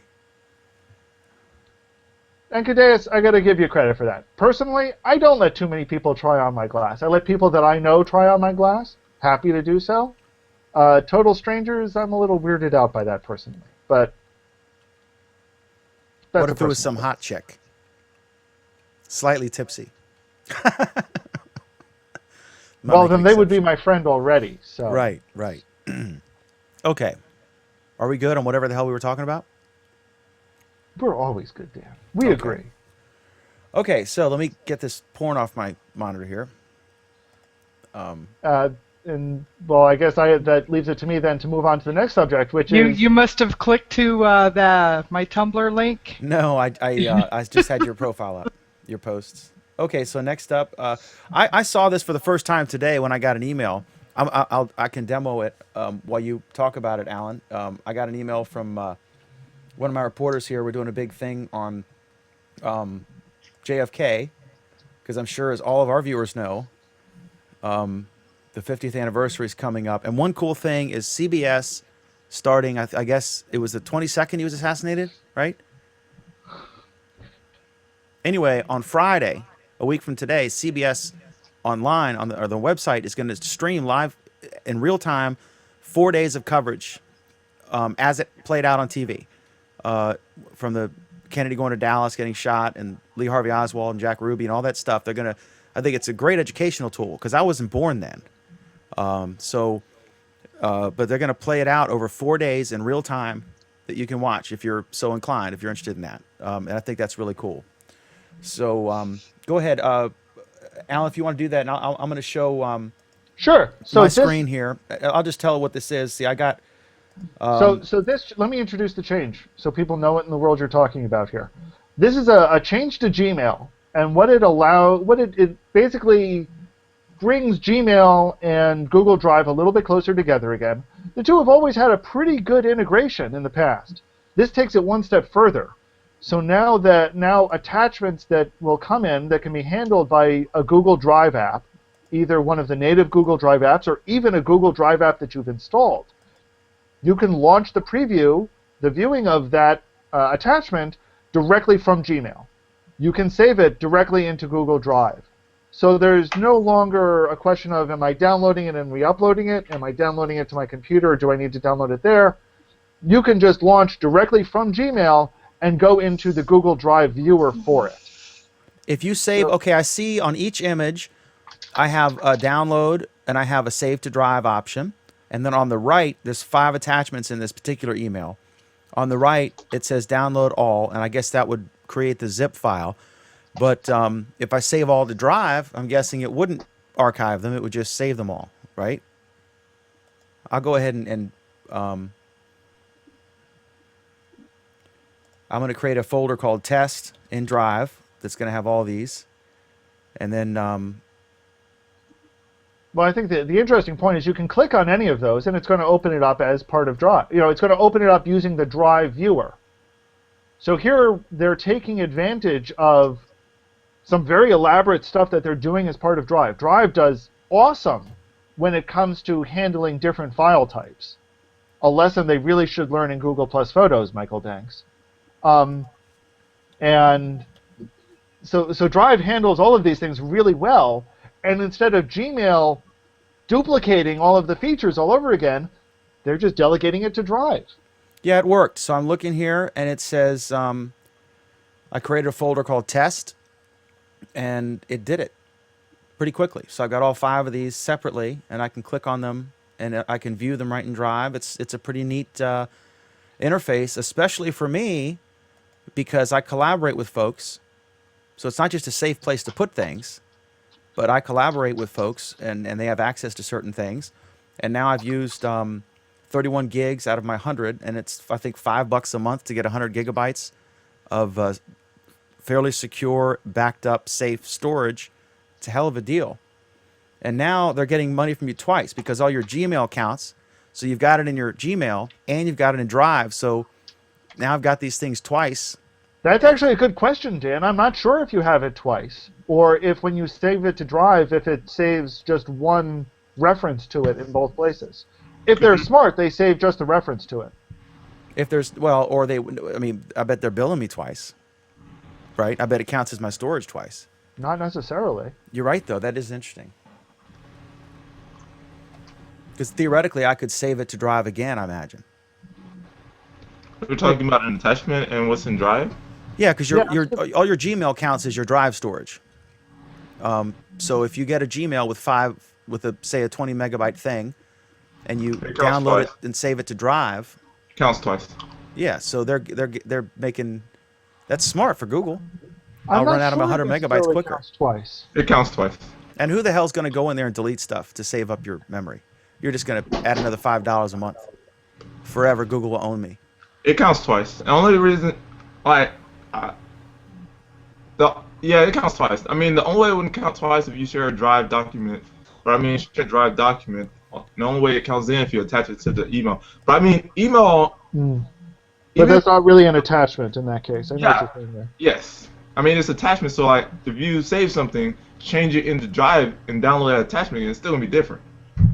Therefore, they would have to count twice. Okay. So, I think this is cool. I guess. I think it's really cool. I think one of the really neat features about this is that if you send somebody an attachment that's not one of Drive's native file types, but if you've installed an app on your Drive that can handle it, that app will open it up. So this isn't tied to it's really leveraging everything that there is in Drive. So using your business, Dan, if you've got a typesetting file that you're sending to somebody else or that somebody is sending to you, and you save it in Drive, and your typesetting app is also installed in Drive, it'll open it up as part of the preview. What do you mean? You mean I can install InDesign in Drive and run it from there? I don't know if InDesign has an app, but there are apps that are designed to work with different file types and in Drive. So, for example, how would one find Drive apps? What was that? How would one locate Drive apps? One would go to Google Drive and say install apps. Okay. I'm saying, like, where's the marketplace? I think that's what he's asking. Yeah, that's exactly what he said. There's a marketplace that's built into Drive, and you can, from Drive. See, I was pretending I didn't know that so our viewers wouldn't feel dumb. All right, so what do I do? I'm in Drive. Where do I go? I don't know because I'm not in Drive off the top of my head. I believe you can, as part Manage of apps. what did you find? I mean, I went to settings in Drive. I'm going to click Manage Apps, I guess. Yeah. Okay, it just says the following apps. Connect more apps. Connect more apps. Again, could not be less intuitive. I can't believe I didn't even know that this.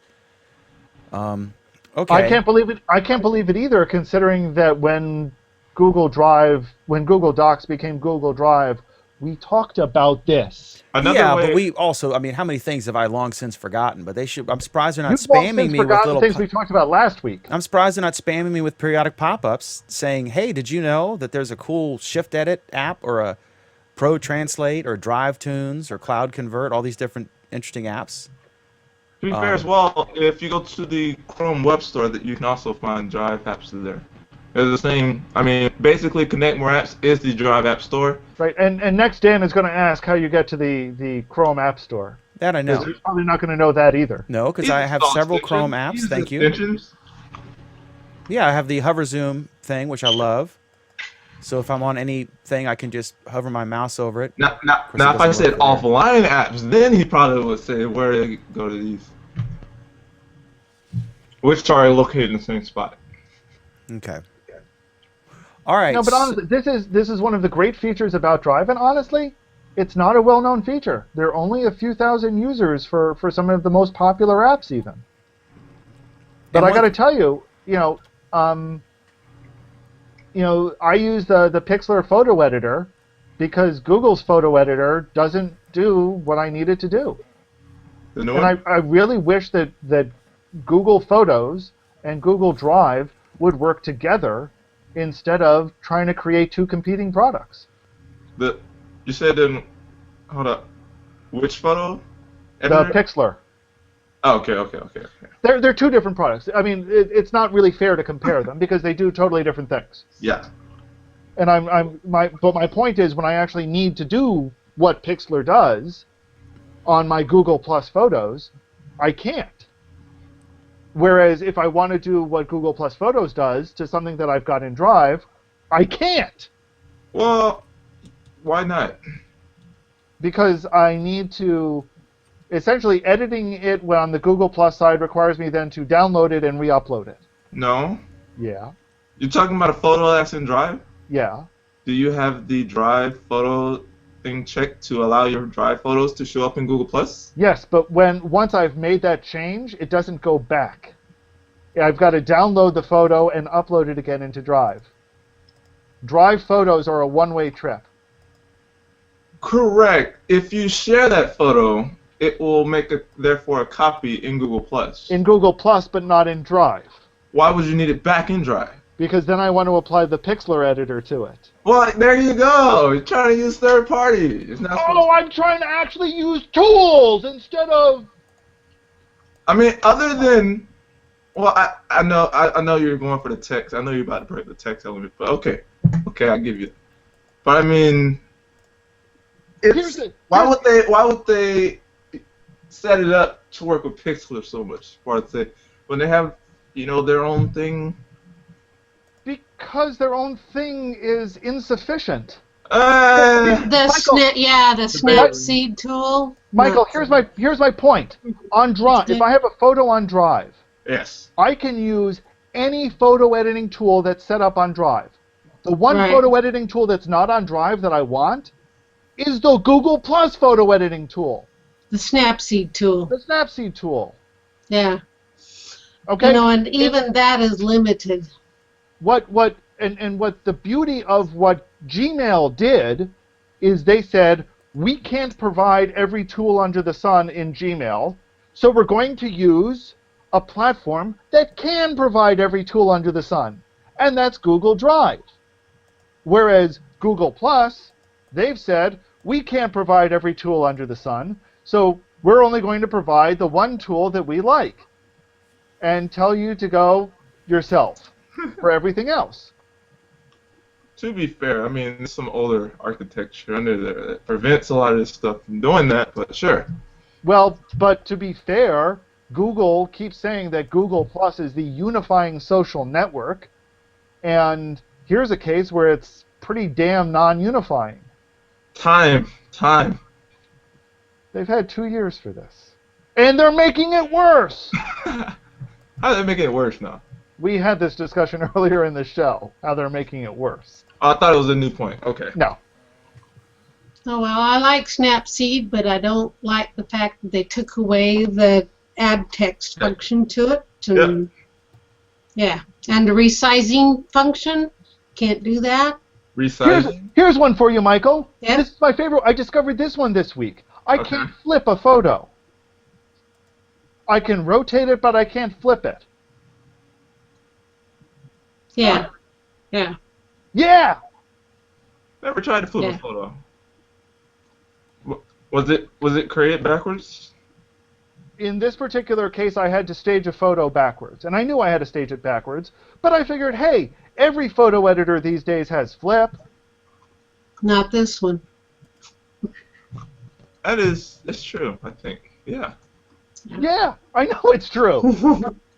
But here's the thing, so in order to correct this problem, I've got this photo on Google Plus because Auto Backup put it there, which I love. Okay? I was able to do some Snapseed editing to it, which I love. Okay? The one thing I couldn't do is flip it. So now I've got to download it, flip it, and re-upload it. And that's Come too on. many steps. It's not even so much that it's too many steps, it's that it's a pain, and I shouldn't have needed Yes. to do that. And Uh-huh. if I wanted to, if I could use Pixlr, it would do the flipping for me. From Cadeas, why are we back to photos again? Cadeas is a smart Because man. this is Google Photos Week. It's I don't know, it's but- Google And Photos. because Nick Gondotra seems to want to turn Google Plus into a photo editing system. I mean, Well, I like PicMonkey, okay? Well, that's not a dumb idea though, Alan. I mean, he. Yes, it is! It's an utterly fucking moronic idea! I think that to cater to the so many photographers on here, most of the most well-known photographers in the world are active on Google Plus. So to And- cater to the most well-known photographers in the world, we're going to produce an utterly shitty photo editing system with no photo management system of any halfway decent respect at all? Come on. Yeah, I think that's exactly how the conversation went. I'm sure that's exactly how the conversation went. Are we good with Photo Week? Can we go back to Google Plus Week? Yeah. I don't know, are we Okay. going to talk about Duck Dynasty again? Yeah, about 167,000 views now. Okay, so next up is I hope we don't spend too long on this because it's kind of a boring topic, and I don't think it's actually going to... It is and it isn't, but it's just yet another... I've been hearing so much about this stuff since SOPA. Intro it already. Google What is it? launches a White House petition, a WhiteHouse. I'm not sure if they launched it, but someone did, and Google's promoting it. They promote it on Twitter and I got an email from Dan, what's the What is- petition? Come on. get okay, the hard. petition says it's reform the Electronic Communications Privacy Act, which dates back several years. And here's it's pretty simple. In short, I'll just read it. Americans are deeply concerned about NSA surveillance, but the NSA is not the only problem. An outdated law says the IRS and hundreds of other agencies can read our communications without a warrant. The law, known as the Electronic Communications Privacy Act, was written over 25 years ago, before the services we use today even existed. Right now, several bills in Congress would fix this by updating ECPA to require a warrant, but regulatory bodies are blocking reform in order to gain new powers of warrantless access. We call on the Obama administration to support the ECPA and reject any special rules that would force online services providers to disclose our email without a warrant. I'm surprised it's got 19,000 signatures and needs 80 by December 12, but it was in the teens earlier today. I'm surprised that when Google went public that it didn't get more of a avalanche. Well, the fact is you have to log into WhiteHouse.gov. So they know who you are and can come after Yes, you to retaliate. that's right. That's right. Or so the Drudge Report probably says. And then also they said that requests for government information have doubled over 3 years, and they did some charts and graphs. here. And then what's funny is, or not What's funny, your I guess. favorite chart on that one, Dan? This bottom right one here, foreign intelligence surveillance FISA requests. And they actually literally took a Sharpie and went over it to make the point that you're not allowed to see this. So what they can do is, if they think Alan is some kind of, or I guess that's a foreign person. So there's two issues. The issue of the FISA stuff is if it's a person overseas, that they can demand that Google provide their email or whatever, and Google's not allowed to tell anyone how many times they do that a year. They're not allowed to tell the person, hey, we've given your stuff to the government. The argument is that if you're trying to catch bin Laden, you don't want to turn them on to it. But a lot of other people get swept up in this. But the other issue as far as the petition involves U.S. citizens, and what they do is that they can't go onto your computer and get your photos or programs or other data off your physical computer at home unless they have a search warrant. However, email is not, that is the product of a business transaction. I forget the term, but they're allowed to go and look at that without a warrant. And that's what the petition's about. And I hope I'm saying that correctly. I'm not an attorney, but anyway, any thoughts on this? I think if for no other reason than it's going to make more people realize that they don't need a warrant to look at your email, that it's a good thing. Well, I think Google's doing a good job in releasing these privacy reports that they do every quarter. And it's good to see other companies have adopted the same thing. I mean, within the past week or two, Apple released their first privacy report. It's interesting to see the contrast between the two in some ways. But I think these are important issues, and I'm glad to see that Google and other companies are stepping up to make it an issue. And I think it's very much to Google's credit that in this case they're not saying, hey, we're fighting the fight, but you need to fight the fight as well. And they're helping people find a way to do that. So more power to them. I am always thrilled to see this debate come out and have people actually talking about the real issues. Prediction. There's no way in hell Sheila's creating an account on Obama's White House website. I'm just wild. I'm going to throw that wild prediction out there. You're absolutely correct. You almost said a naughty word, Sheila. Yeah, well, Well, I'll tell you the same thing. I'll tell you the same thing I tell all of the YouTube people who want to have their own names on YouTube. Go create a fake account. Nobody cares. Gmail is free and easy to create. Go for it. Is it illegal? Serious question. Is it legal to go to an official U.S. government website and use a fake name and lie? As far as I know, there is no such thing as a fake name in the United States. A name other than your own. Define your own. In other words, I could just adopt a new nickname that day and use it. Yeah, that day. That's and then U.S. law. That day, and then you can remove the account later. No, Dan, you're going to an issue that we've been back and forth on this on this show a dozen times. It's why I joined the show 2 years ago, is because the notion of identity attached to a name is incredibly bogus. It always has been bogus, and as my understanding in U.S. law, it's recognized as bogus. And how come the WhiteHouse.gov site? It's a fantastic site, and it wasn't. I mean, it was there. It's been changed, with the new president and adopting new things, and he's much more of a social. He just did a Vine video for that Bat kid, that awesome Make-A-Wish kid. The websites run so well. You contrast that with the healthcare.gov site. Good God. The healthcare.gov is a whole flippin' can of worms. They'll fix it, though. They'll eventually fix it. This is the WhiteHouse.gov is actually a Drupal site, which is sort of like WordPress, but it's more complicated, more powerful. Twit.tv is a Drupal site. My initial Newspaper site was Oh, Drupal. Jack now, Dvorak what turned do me on you to Drupal. what do you Or mean John by Dvorak. Drupal? It's a called a CMS, a content management system, like WordPress.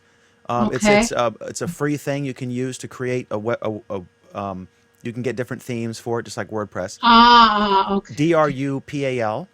You can go to Drupal.org to check it out. It's free. You can download thing and throw it up on a Really? server, and you got a website. But like I said, WhiteHouse.gov uses it. A lot of big sites use it. It's Really? more powerful. It's more complex than WordPress. WordPress is more user friendly. If you're not Yeah, a super right. techie. If you know how to use it. And Almost I every don't, WordPress so- site I've ever had has crashed. So I don't really know what the hell I'm doing. So, any other thoughts on this thing? I don't know who we still have. We got Pam and Michael. Michael, what do you think? You're a U.S. soldier. You're probably for this. Sure.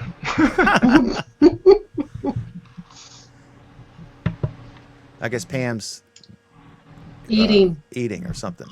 Okay. So next up, I want to do a quick. You want to discuss the comment tracker? What is? And I'm going to do a demo in just a moment, Alan. Because I like to. Gerwin has tweaked the comment tracker that we use, and he hasn't posted publicly because he's not done yet. But he did say he invited us. He said it's okay if we want to talk about it on the show tonight. So I wanted to do that. Could you? I didn't. I don't remember the first thing he did. I know he did the second thing that I asked him to do. But did you see the post? And could you tell us what it is, and then I'll demo it in just a moment? Yeah, you're now having me scramble to try to find Gerwin's post on this. So, and for those of you who aren't aware, Gerwin Sturm's an incredible Google Plus hacker. He's the Google Plus, one of the first Google Plus Google development expert. He does a lot of work in really bringing out some of the wonderful tools that we can do on this platform. And he's the developer of the comment tracker, which we use, you've seen extensively this evening, that we use to bring the comments that are appearing in YouTube and in other posts around Google Plus into the Hangout here, so we can comment on them. His code's been incorporated into Hangout Toolbox, although he's still developing it independently as well. And this independent development now have a number of nice little tweaks that work with the new YouTube commenting system to kind of bring everything together and make it a little easier for everyone. So let me read through his comment quick, the message that he sent me earlier on this that I quickly tried to figure out this evening. So one of the features for it is that it now has something called track comments, which adds the post to your sources. So if you see a post on YouTube or on Google Plus, I believe it's on Google Plus, you can now track that post and track a post. Yeah, it's a post on Google Plus. You'll be able to track that post and all of the comments on it a little more fluidly than we were able to before. So the Bob post that I brought up earlier was his example to me, showing that YouTube, the new YouTube comments that are Google Plus comments can be tracked easier in this fashion. So once again, we're seeing how the new overlapping commenting system is going to be working better as part of Comment Tracker. He's got issues like this, and he's working on further changes to it to improve this. So if you are somebody who is using the Comment Tracker system, Gerwin's always interested in hearing more about how you're using it and how he can improve it, because he's done an awesome job so far. Okay, now I'm going to do a demo of why this is such a useful thing. Now this works. There are two things. This is built into the Hangout Toolbox app. Is it working?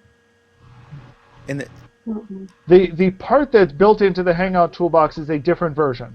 Okay, so it works differently than what we're going to be showing here. My setup, see, I have two computers. I have this computer, which has the Hangout, and then I just take the picture at the top there, and then I bring them in to a shot there or there.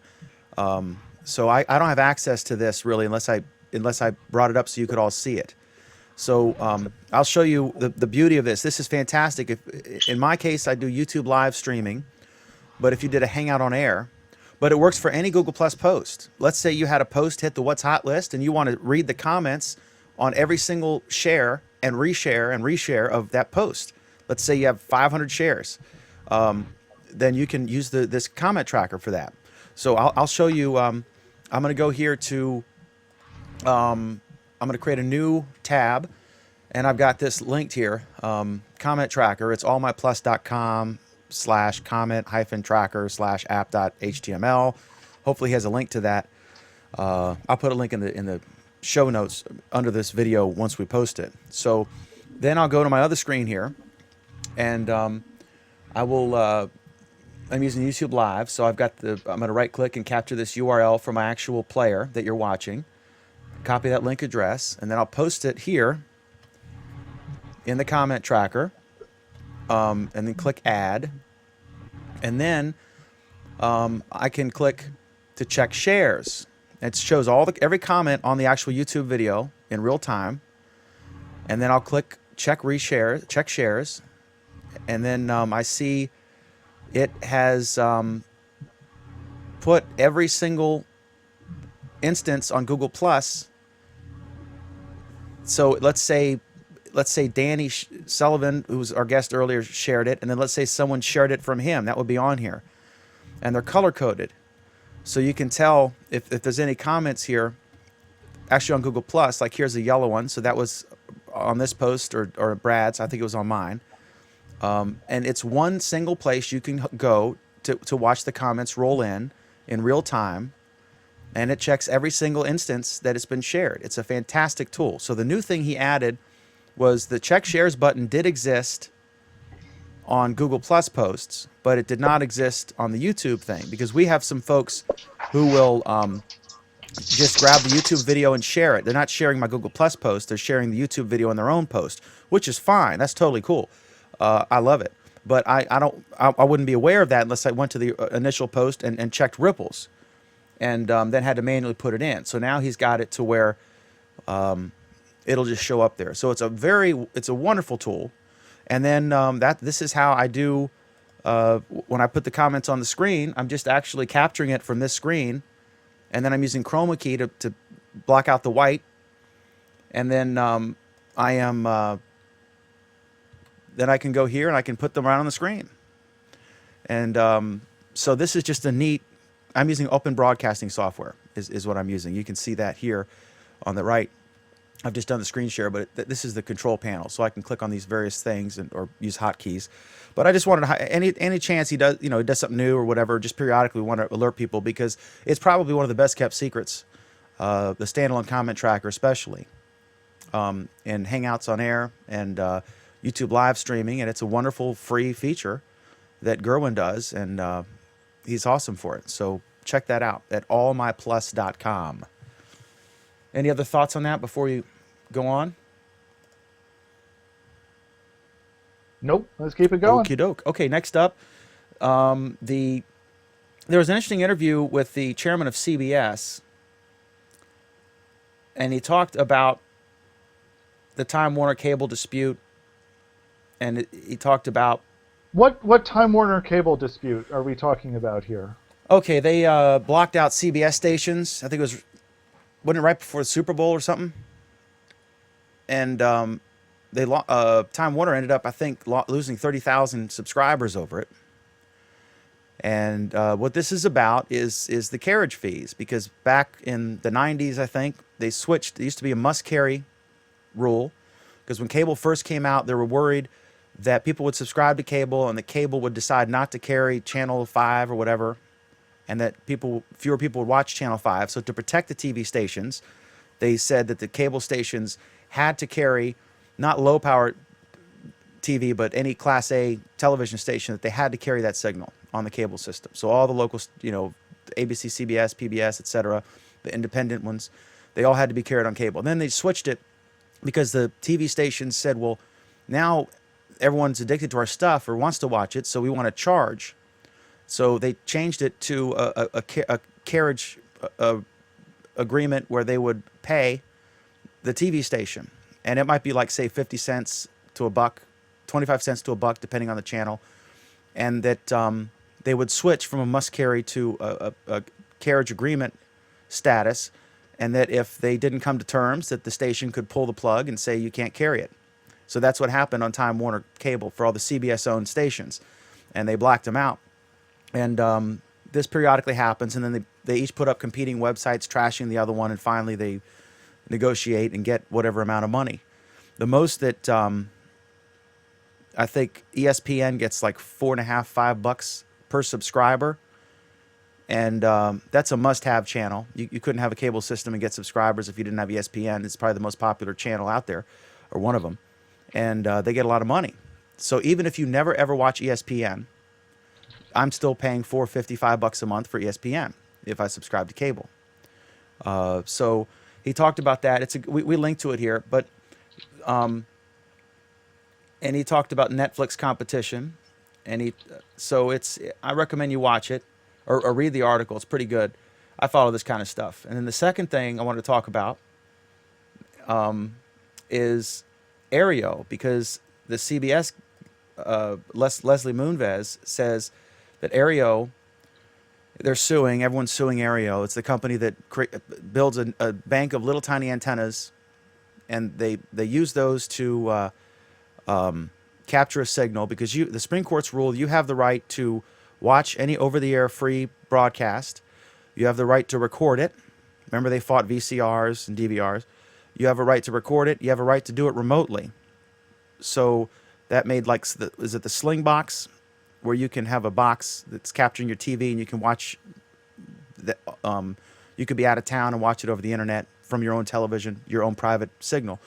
And now you can't play it in a bar, maybe, if it's a football game, you're not supposed to do that. But for private performance in your living room with your friends and family, you have those rights.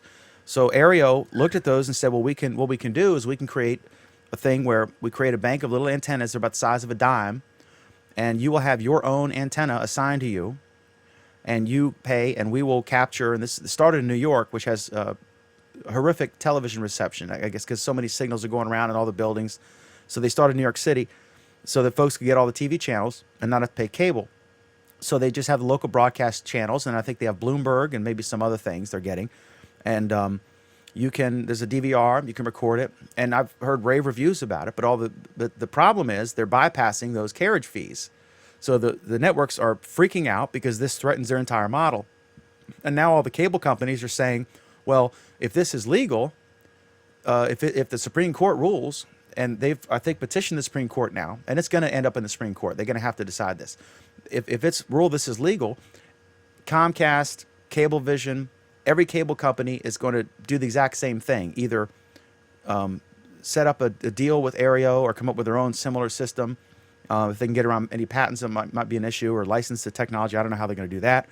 But they're just going to cut out the local broadcasters. And they're not going to have that revenue. So this is the fight of their lives. They're going to lose a big chunk of change from this. I don't know what percentage of their revenue comes from carriage fees versus local ads. So we'll see. But Aereo has won every single court test thus far, because they said that you have a right. It's an antenna, and it's your own antenna. They're not copying it once and streaming it out multiple times. It's actually your individual stream. So the courts have ruled, and I agree with them, that Aereo is legal. But what's interesting is this guy, this is the founder and CEO of Keep.com. He did an interview with Bloomberg, and I recommend you watch that. It's not that long. He also talks about iOS versus Android, and he says he actually makes Keep it's a shopping site, right? He said that he has they actually get more money from the iOS app than the website and the Android app. And he said it was interesting because he said even though there's more Android phones, he said all the money they get is from the iOS app compared to the Android app and the actual people shopping on the web. So that's interesting. And I think that they've said that 25% of gifts are bought on the can with the phone. So that's where people are shopping, I guess. Maybe the toilet paper dispensers can install phone charging hubs or something. So I just recommend you check any thoughts on Aereo or the cable spats or whatever, and then we can move. No, but I have thoughts on shopping on the can. Would you like me to buy you a gift? After I +1 some of your posts, but not on Thursdays. I'll send you my wish list. And Charlie Ellingson points out film on TV is also doing this. Alki David and Battle Cam.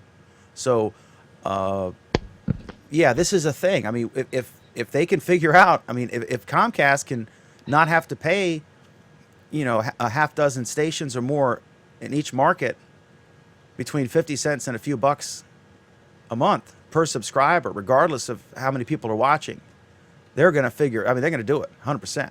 That'd be a huge boost for the cable companies. What's going to happen is the Supreme Court's going to rule in Aereo's favor and just say that if Congress wants to change the law, they can change the law.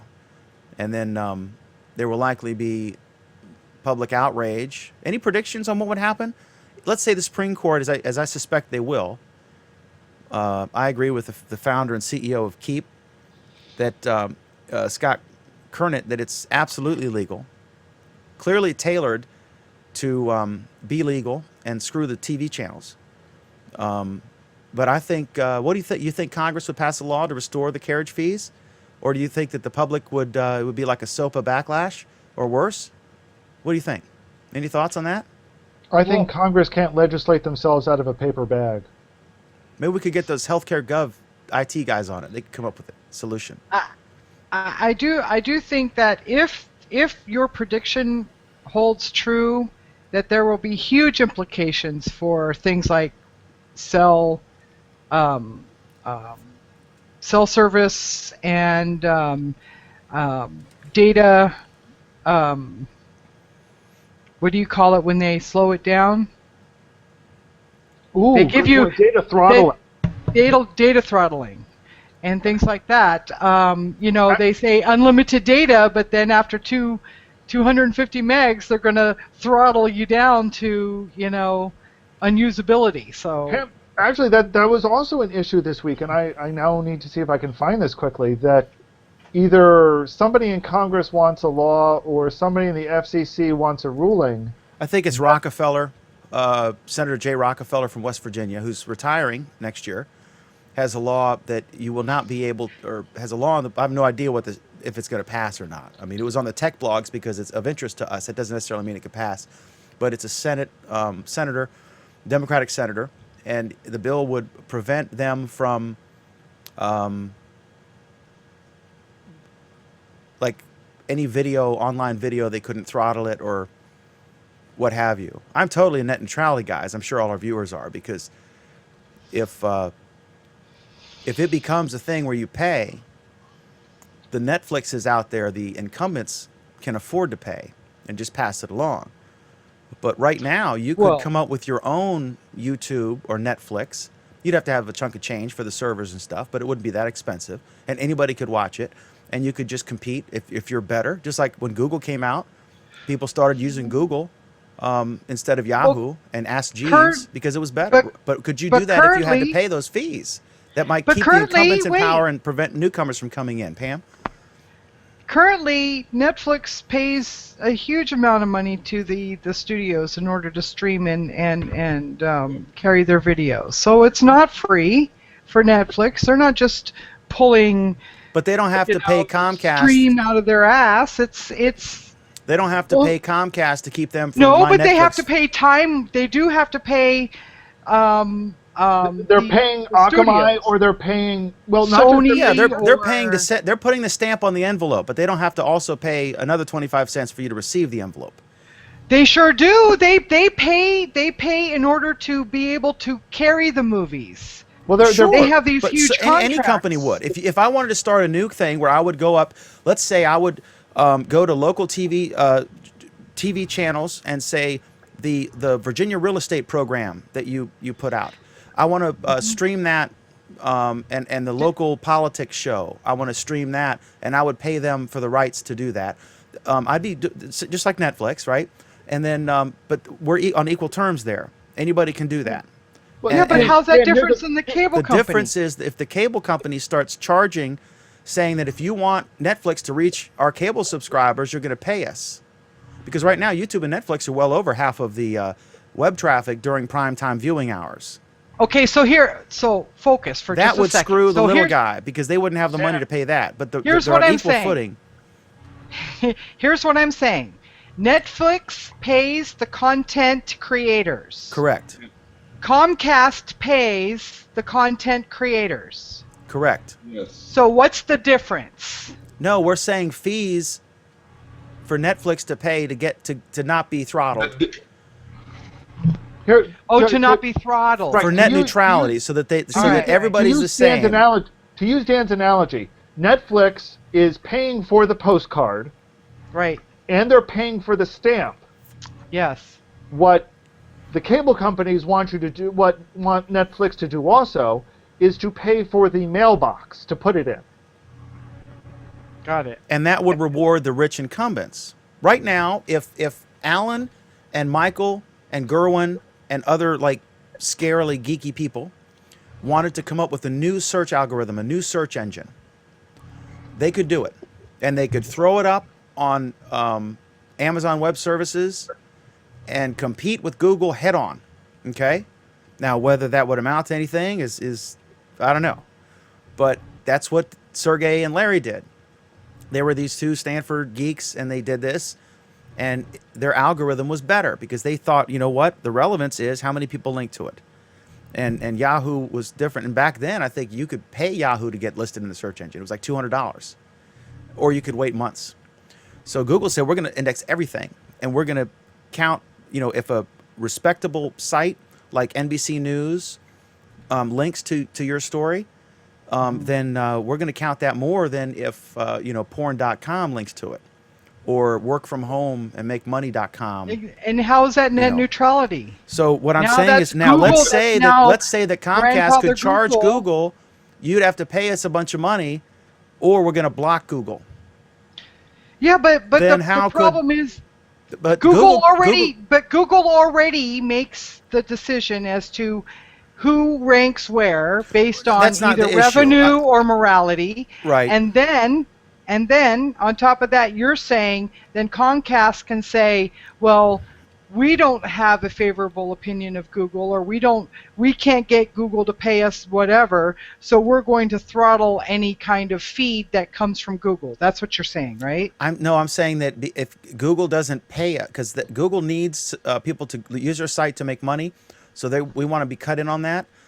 Why should we, you know, use our bandwidth so Google can make money? Google can pay us, or we're going to block them, just like a cable company, a TV channel saying if you don't, you know, pay us or whatever, we're going to block the signal. So net neutrality, the whole concept is you treat all traffic the same.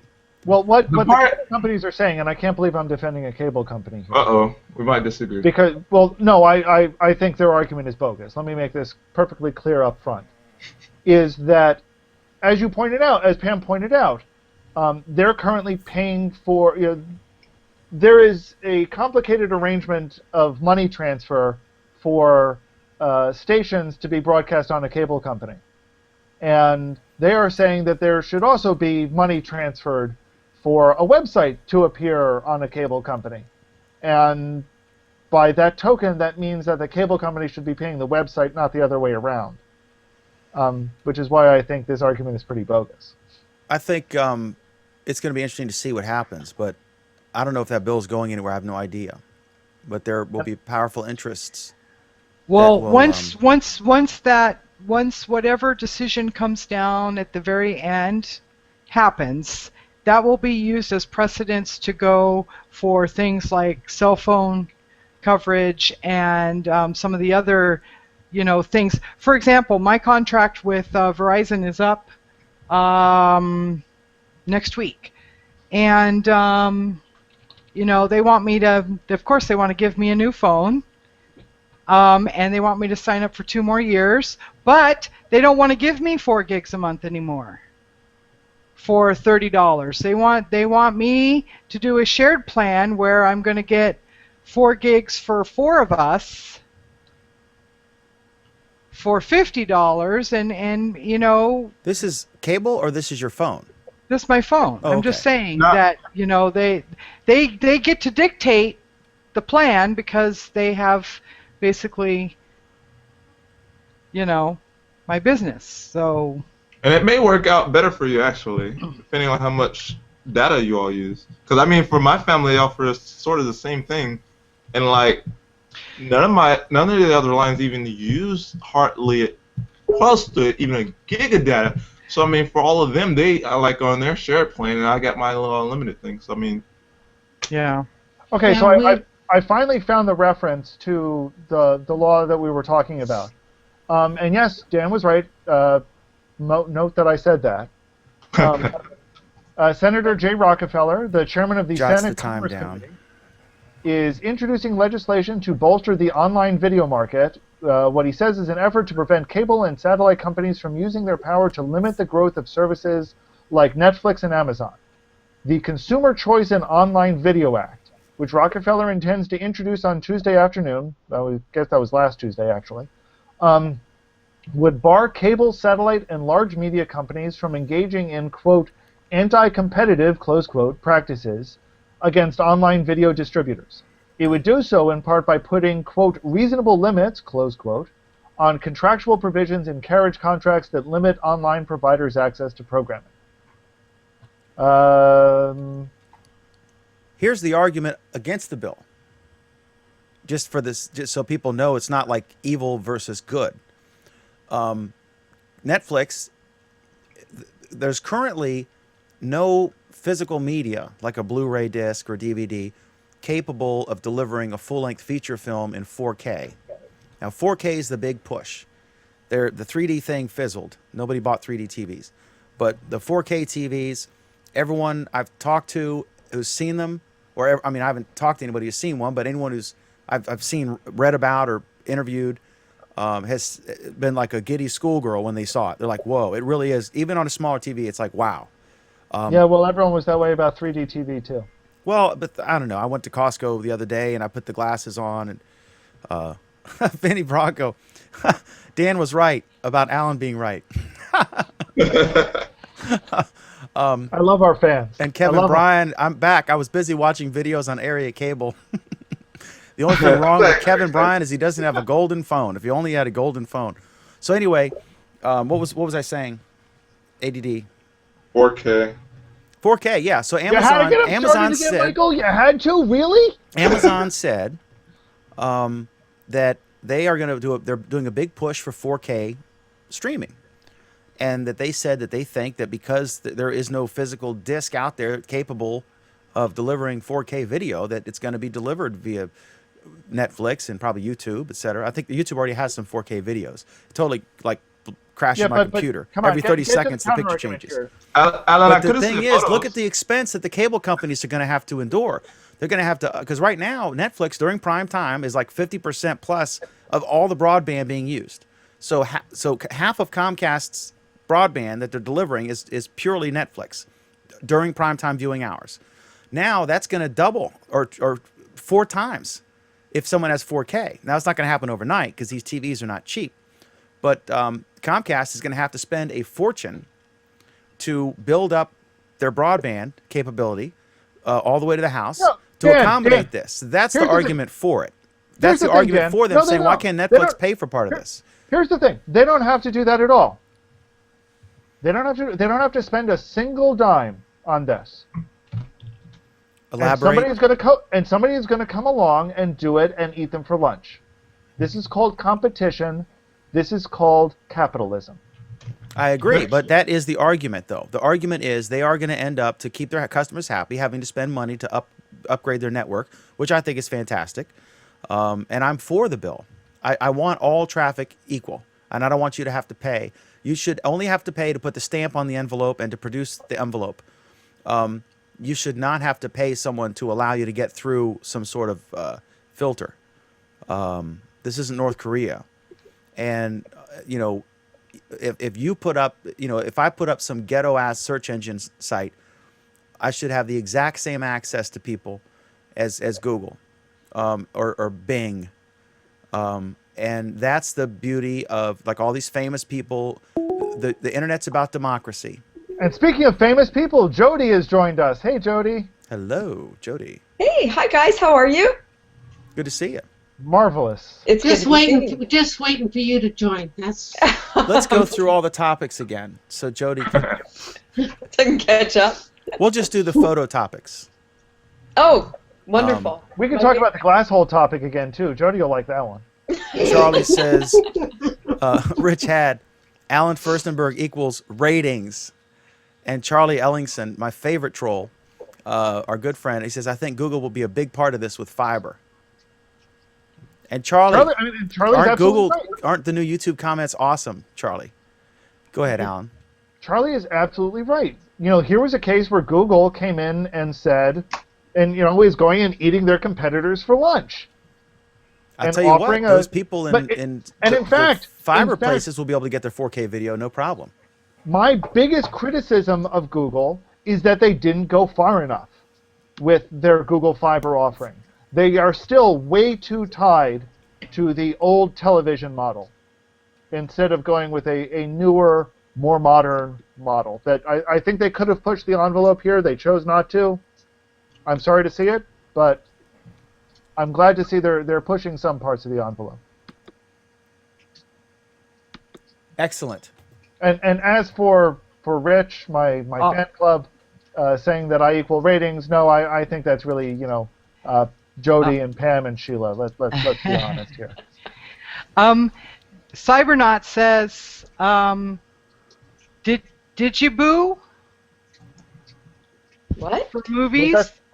Oh, you mean that wasn't? I'm sorry, sir. I assumed that was spam.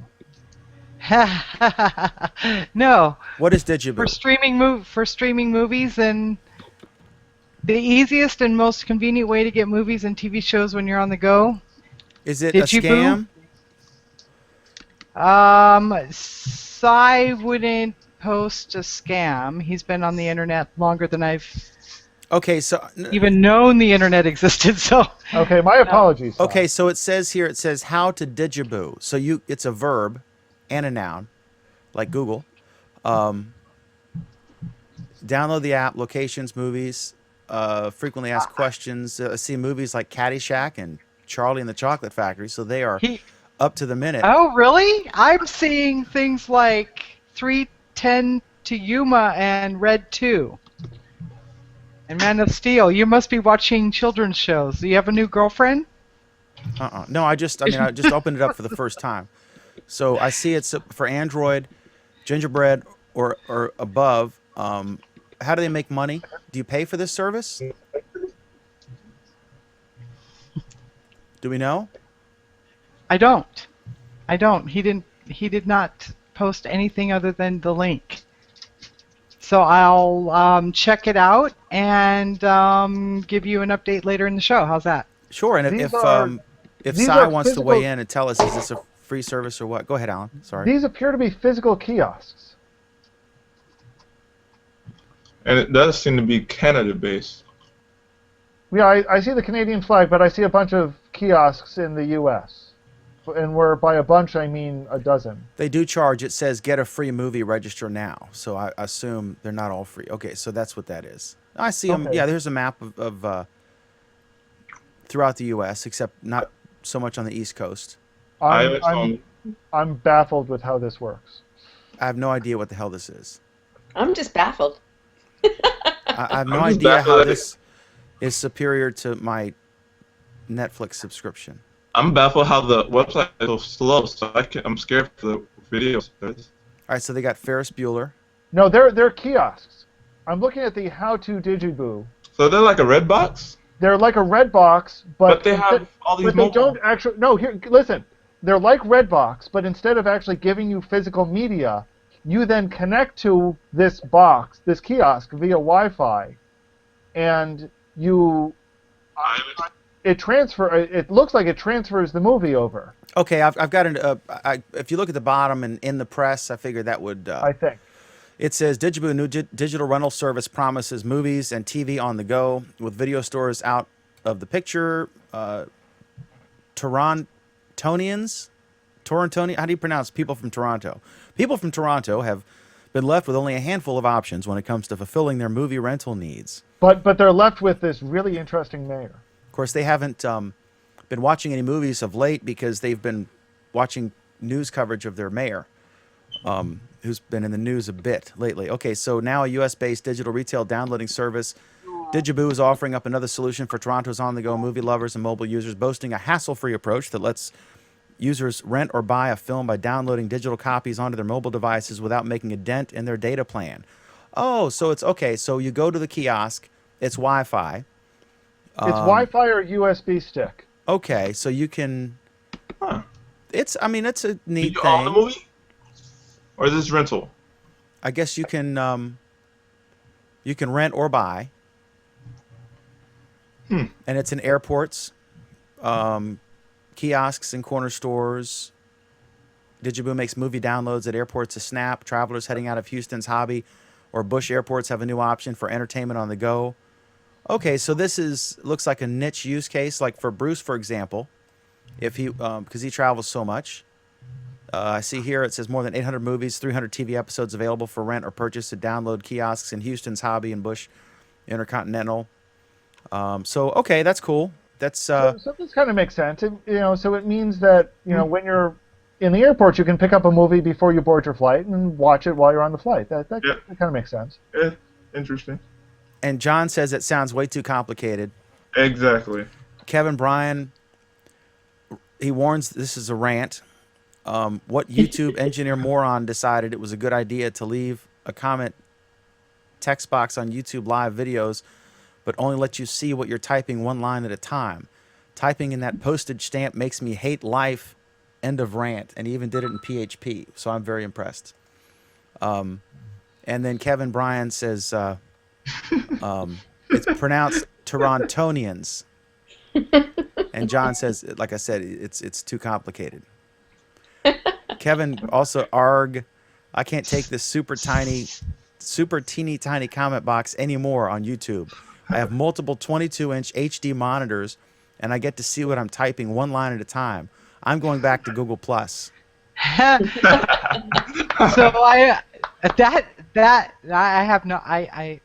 not going to voice my opinion on multiple 28-inch monitors. You probably need to take up baseball or something. But anyway, Sai says it's pay per download. Bring a USB stick. We have one on the UCSD campus. I'm sure, Pam, you have that in your collection. What, a USB stick? Yes. She's got all kinds of sticks. Got lots of sticks in my collection. Thanks. And some of them are actually for digital information. Okay, so speaking of train wrecks, I'm trying to prevent one here, so I'll move on. All right, so did we talk about the new photo features? No, we didn't. No. All right, so we all agree Aereo is clearly legal and is going to win in the Supreme Court, and the Congress will probably change the law unless the public becomes outraged in a soap-like frenzy. Huh? So that's how that long conversation started. Yeah. Yeah. All right, so next up, this is so cool. If y'all want to just mute it when it comes on, but this is... Hang on a second. I want to give this one to Charlie, this quick one. Yes, the new YouTube comments are awesome, and by the way, I, Justine, think so, too. Cool. I think it's a valid point, is that YouTube producers, more and more, are getting on board with this. The bottom line is this, Alan. If Elgin's right, and he should be on next week, Mike Elgin should be on next week to talk about this. But if he's correct that the view counts are going to increase because the same YouTube people can still watch, your video about whatever. If you're one of these YouTubers who gets, 5,000 or 50,000 or 100,000 views, if you're one of those guys or gals, then you're still going to get that traffic. But in addition to that, if people share, there's going to be more engagement from Google+. And so if this results in higher view counts, and Craig Shipp said he's gone up from like 450 to 500 a month in revenue from YouTube. I'm about the same. I'm about half of his. mainly from my Duck Dynasty video. And so if the view count goes up, that's the bottom line. Then these people can be like, whoa, wait a minute. I'm making more money. Maybe this doesn't suck after all. And so I think after a couple weeks, maybe longer, they're going to come around, most of them, and it's not going to be a thing. But clearly Google Plus force-fed this on YouTube. You know, they said, okay, this is it. We're done. We're putting this in here. And they knew they were going to get bitched at. And they just wrote it out. And they'll write it out because they got, I mean, what, are you going to not use YouTube? Are you going to put your stuff on Blip? And you think you're going to get 50,000 views? It ain't happening.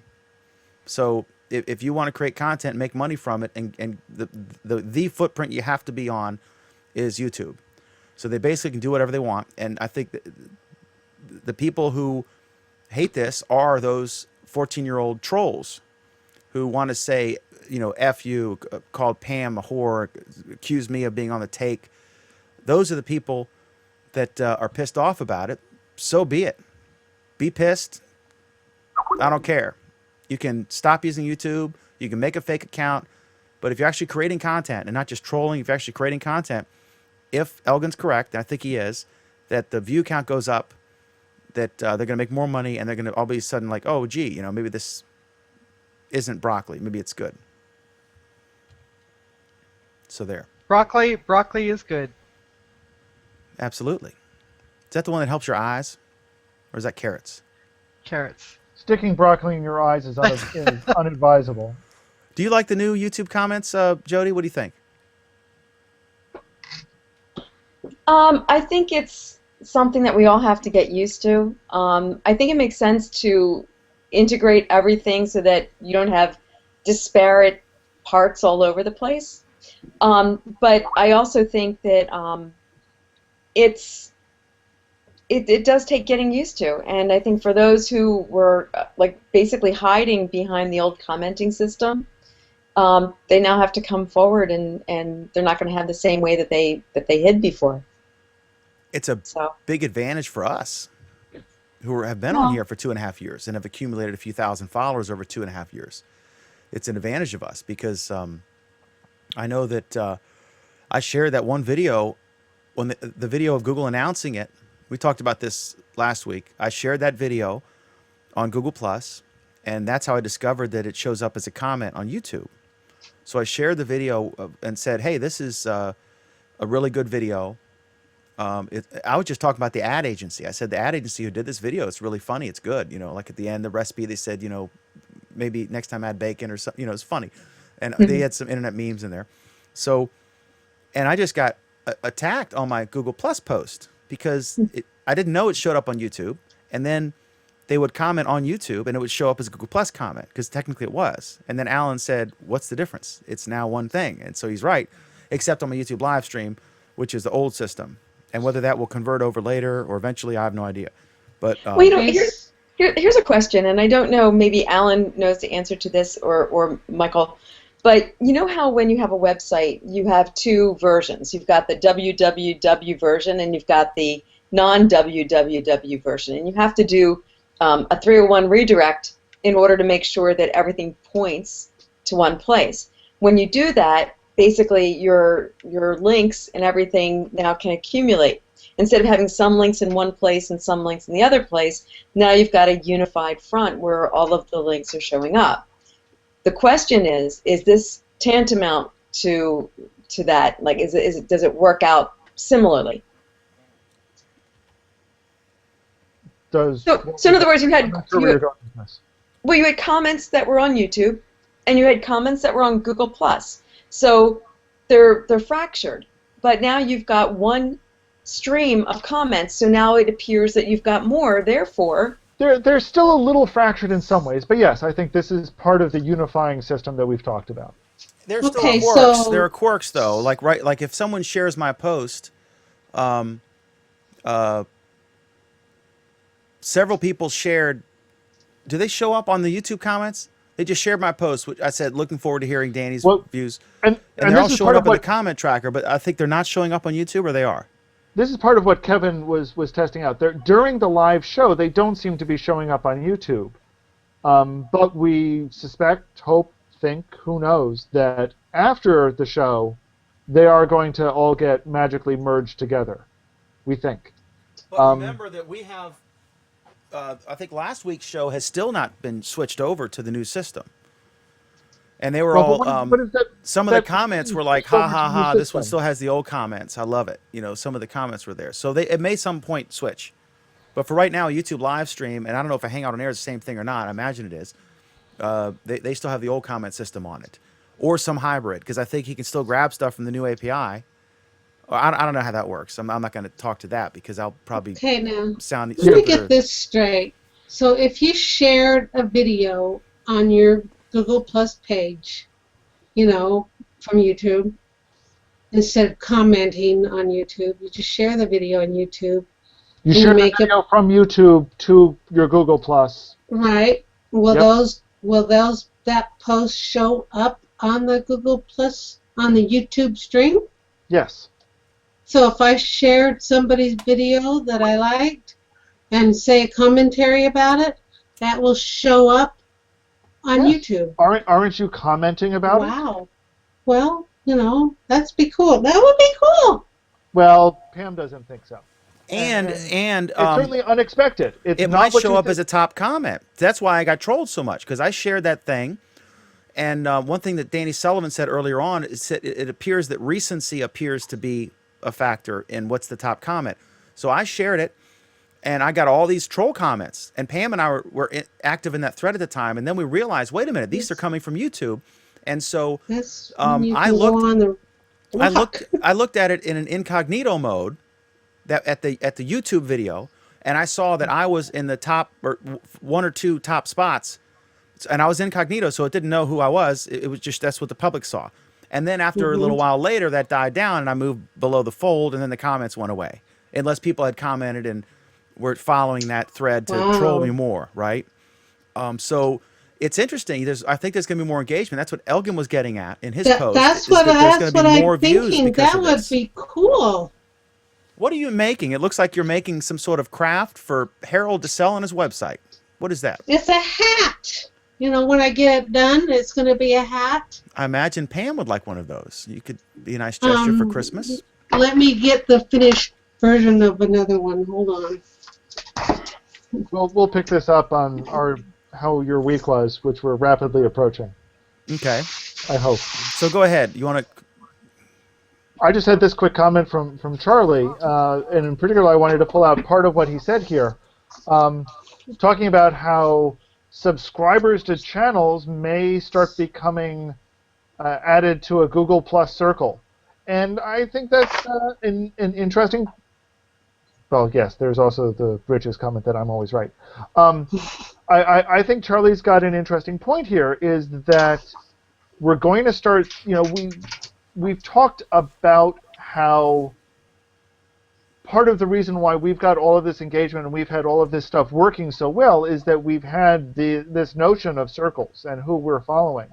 And when they finally get around to turning subscriptions into these pre-generated circles as well, how that's going to start changing how people react to following and what impact that's going to have in the comment system again. It's going to be another amplifier. So that's interesting. I'm curious to see where that goes, if that goes, exactly what happens.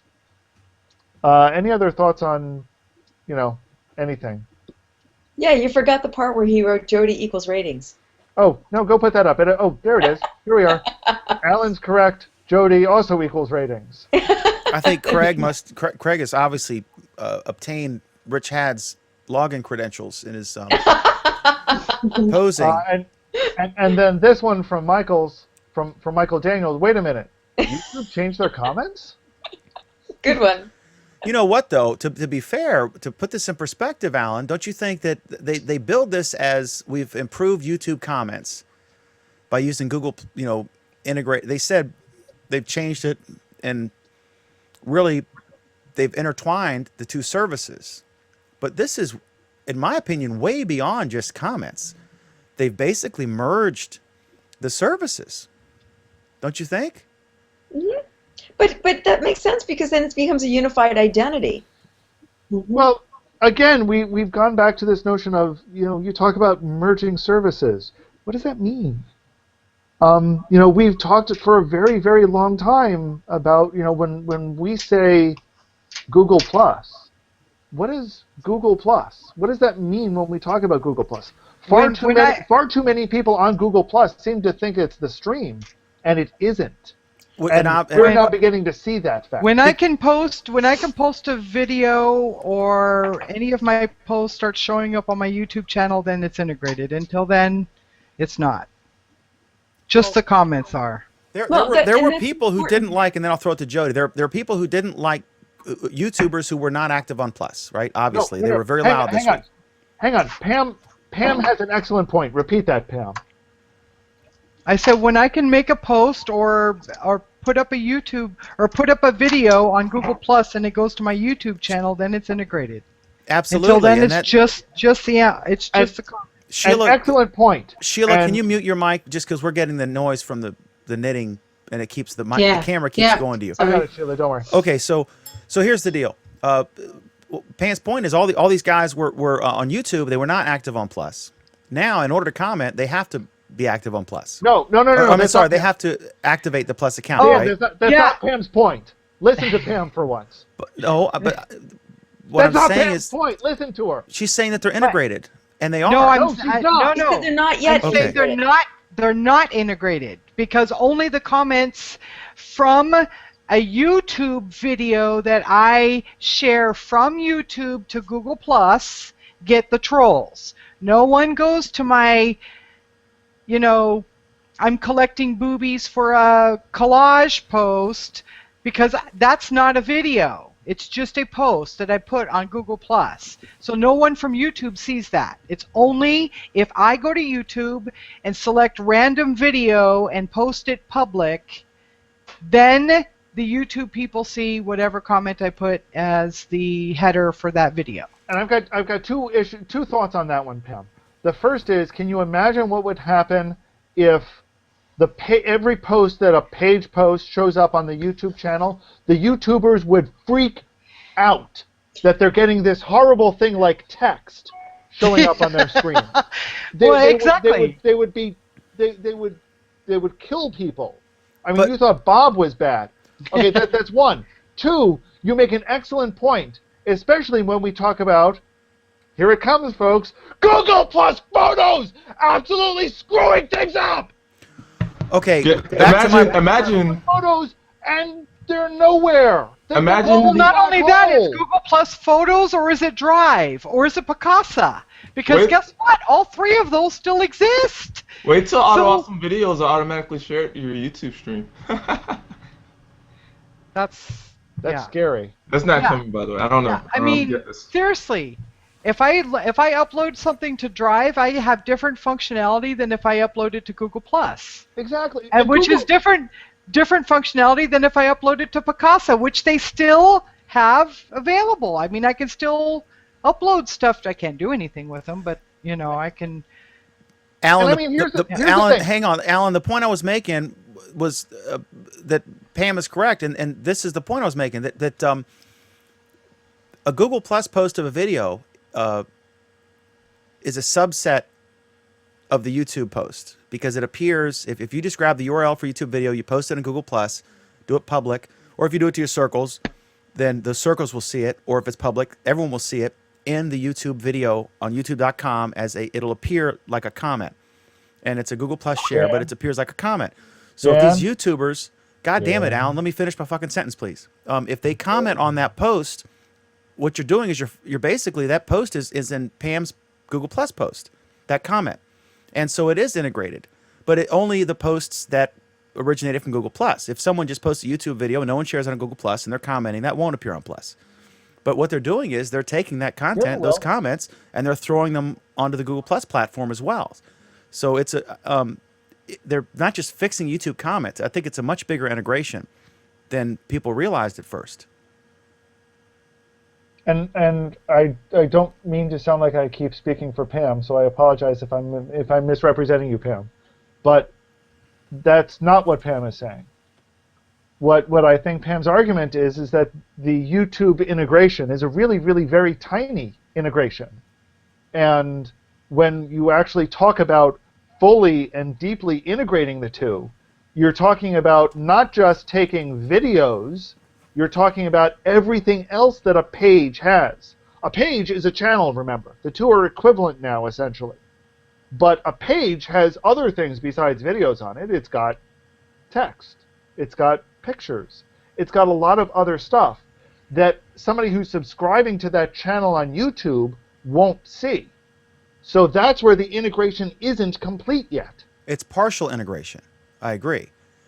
If they do, if the page does a Google Plus post that doesn't involve a YouTube video, that won't appear on YouTube.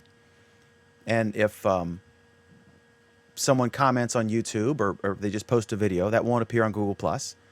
But if they post that YouTube video on Google Plus, that will appear in YouTube, and then any comments under that, those YouTubers are actually posting on Google Plus as well, on Pam's post or that page's post. But So what they don't, it's two ways. but what they don't understand, or what we don't understand, is what was the purpose in the first place of doing a partial integration like this? Was it simply to enable Google Plus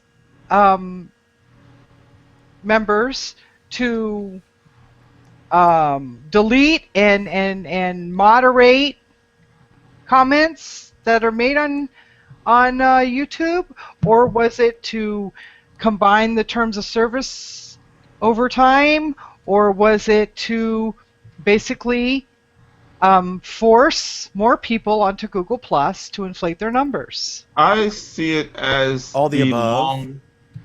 I see it as the long-term goal of unifying all the products and giving it that social layer. I mean, yes, you accomplish these small steps, and I think it is a small step to a bigger picture, but I think currently it is the foothold in the door. It's the foot in the door. If they take and start inserting posts with text into YouTube, they will kill YouTube. You know what? That's interesting, Pam. I haven't heard anyone bring up that they did the unified terms of service. About a year ago? And well, no, the terms of service for YouTube for legacy YouTube holders who have had pages and stuff like that, they're still allowed to use. You said I can't use fake names.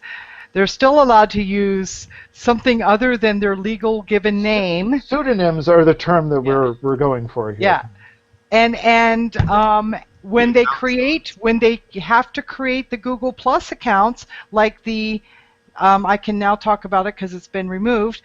One of the YouTube people last week created a page and used my image and used my name, and it took several days for them to deactivate and remove the picture and all that stuff, but they did. But you can create a page in any name. You don't have to use your real name. And that's basically what they're telling YouTube people to do, is to create a page. You can create a page. You can create a page. You can call it asshole if you want to. Okay. But so the thing is, this comment integration blurred the lines between the services, right? Yes. You post on a video, you comment. You could be just a YouTube person, and you comment on one of what appears to be a YouTube comment, but is actually a Google Plus post, and you're now commenting there, and you're commenting on Pam Adger's post on Google Plus. Right. So that would explain the unified terms of service. I hadn't heard. Right. That's interesting. I hadn't heard someone make that observation yet. But there's also a problem with I joined the Google Help community because I know a lot about Google Plus, and I do like to help out people. But one of the biggest things now is, Google is still killing accounts where they say the names are fake. They're still killing Google Plus accounts where they say this isn't a common name or whatever. And people actually are submitting driver's licenses to prove that these not real sounding names are really their legal names, and Google's not listening to that, and they're still going to they're just going to, the dude's going to have to change his name to John Smith. The NIM wars are And- very much alive, and Google continues to screw this up royally. Right. But on YouTube, you can be called, Whatever the fuck you want. Yeah, Chick For now. Conan 69 or Conan whatever. O'Brien, And- yeah, Conan O'Brien said his YouTube name was Conebone69. Yeah, I mean, whatever. You could call yourself whatever. And now they're making these people have YouTube or Google Plus accounts, but what they're not doing is saying, if you want to keep your not real sounding name from YouTube, you have to create a page. You cannot use that as your profile name. You have to use your real name as your profile. So you have to be John Smith or whatever your real name is as your real profile, and then you can create a page with. You don't have to use your real name on the profile. You just have to use a name that sounds real. Yeah, exactly. This is an interesting comment from Charlie Ellingson. He says, when I post on Google Plus with the hashtag YouTube comments, the YouTube people see it because they're watching the hashtag feed because they realize Google Plus is the place to find out information. Yeah, I thought that was an interesting comment. I hadn't been aware of that one. Are they following? Charlie, could you elaborate on that? Do you mean if you post a video or if you post anything on Google Plus that the YouTubers are following that hashtag on Google Plus just to troll you, I guess? Could you elaborate on that? I think that's what you mean, but I just want to be sure because He also has this great tautology. If not for the YouTube brand, I believe YouTube would not be YouTube. I think from now on, worlds of wisdom there, Charlie. I don't know what to say there. From now on, I'm going to do what Charlie does, and any post I post about anything, at the bottom I'm going to say, by the way, have you seen the new YouTube comments? They're so awesome, and then put like hashtag YouTube comments, and then you'll get a bunch of shares on your post or troll comments. Okay. So we all agree that this is going swimmingly well. I think the YouTubers are going to come around because I think the view counts are going to go up and they're going to get more engagement on their stuff. They're eventually going to figure it out. I think it's fear of change, and coupled with the young age and juvenile nature of some of these folks on YouTube. I think the average age is 12 to 14, primarily male, and it's been a playground for them for so long. And all of a sudden, Google's saying enough. I mean, they're doing programs to install solar fields and broadband to Africa, and trying to. And what's the latest on the barge? I don't know what the latest on the barge is. I was going to talk about photos, but we can switch to barge. But the thing is that the same company that's sending, that Eric Schmidt is traveling the world to make the world a better place, had this cesspool comment system on YouTube. And they're trying to clean that up. I think it's a good thing. And there's going to be kicking and screaming, pulling of hair, gnashing of teeth, as we've seen, but I think it's going to die down. And as I said earlier, if Elgin's right that the view count goes up, I think he is, that they're going to get more money in their pocket from Google, and they're going to stop bitching about it. It's not going to be a thing anymore. Just like white space is not a thing anymore. Nobody's talking about the government shutdown. We have a short memory. Any other thoughts on this? Nope, move on. Okay, next up is Tabby, an open source car you can build in an hour for $8,000. And what's cool about this is a whole different thing. It's not just a cheap car company. It's an open source thing. So I'm going to share my screen here and let you guys watch. You folks in the panel, if you haven't seen this, I'm going to mute the volume, sorry. I imagine this is some sort of copyright infringement thing. I'm not sure. But anyway, so they're building this car, and any manufacturer, they're selling that, I think it's the guts, the seat and the wheels and the engine. You can get a hybrid or purely electric or pure gas version of this. And you can, any company is allowed to manufacture a body for it. And you can get a four-seater or a two-seater. I think this thing starts out, like I said, $8,000, 6,000 euros. And these guys are building this pretty fast. And I just think this is semi-revolutionary. I mean, I wouldn't want to be hit by an 18-wheeler with this thing. But it's neat. And the whole concept of an open source car, similar like to the Hyperloop thing that Elon Musk is talking about. He said he was basically too busy to do it, but he came up with this, just I think one of the most awesome ideas I've ever heard. Half the cost or less, and faster than a 747 to get you from point A to point B in this tube. I think it's awesome, and so I think this is a revolutionary thing. And the idea of open source going to automobiles is something I hadn't thought about, but how cool. The idea of just pulling anyone's resources and folks with a financial interest, if they did, they might want to, anybody can make accessories for it. It's like Android, right? Anybody can make an app. Anybody can make fuzzy dice for this thing, or the body, or attachments, accessories for this vehicle. And it's very affordable. And they said that because they're just shipping the guts, I mean, it's a fully functional thing, and there's a street legal version for less than $10,000. I think that's mind-boggling.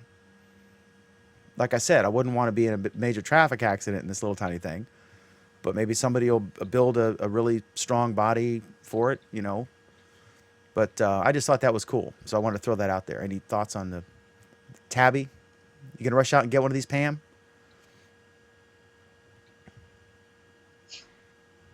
Is anyone here? Yeah, maybe. Yeah. Did you mute everyone? No, I've muted anyone. Oh, okay. Well, I was thinking that maybe you can get one of those 3D printers and print like a body for it, because it looks a little Spartan. Yeah, it's like a go-kart or a little, yeah. Yeah. It doesn't have lights, right? So it's not really road legal. This is not like what I call, a fat ride, a leg spreader. This is not an impressive vehicle, except at the price tag. Lord have mercy. I can get a motorcycle that's street legal for less than 10 grand. That would be a leg spreader. Probably be just as safe as this thing. After I wrote my computer game, I bought a brand new BMW. That was a leg spreader. Was that you mean a motorcycle? No, BMW four-door sedan. No, what he means is that the 20s. car, Jody, what he means is that the car is Yeah. He didn't mean his own legs, in other words. No. Any thoughts on the, well, it takes two to tango. Any thoughts on the Tabby? Not to change the subject. I thought we were talking about the Tabby. We're talking about the Tabby car. David Archer says this is somewhat the way the Volkswagen Safari, also known as Thing, was originally marketed, a basic chassis with a ton of body and accessory options. I was really excited by it, but it didn't take off, probably because VW realized that it would detract from obsolescence.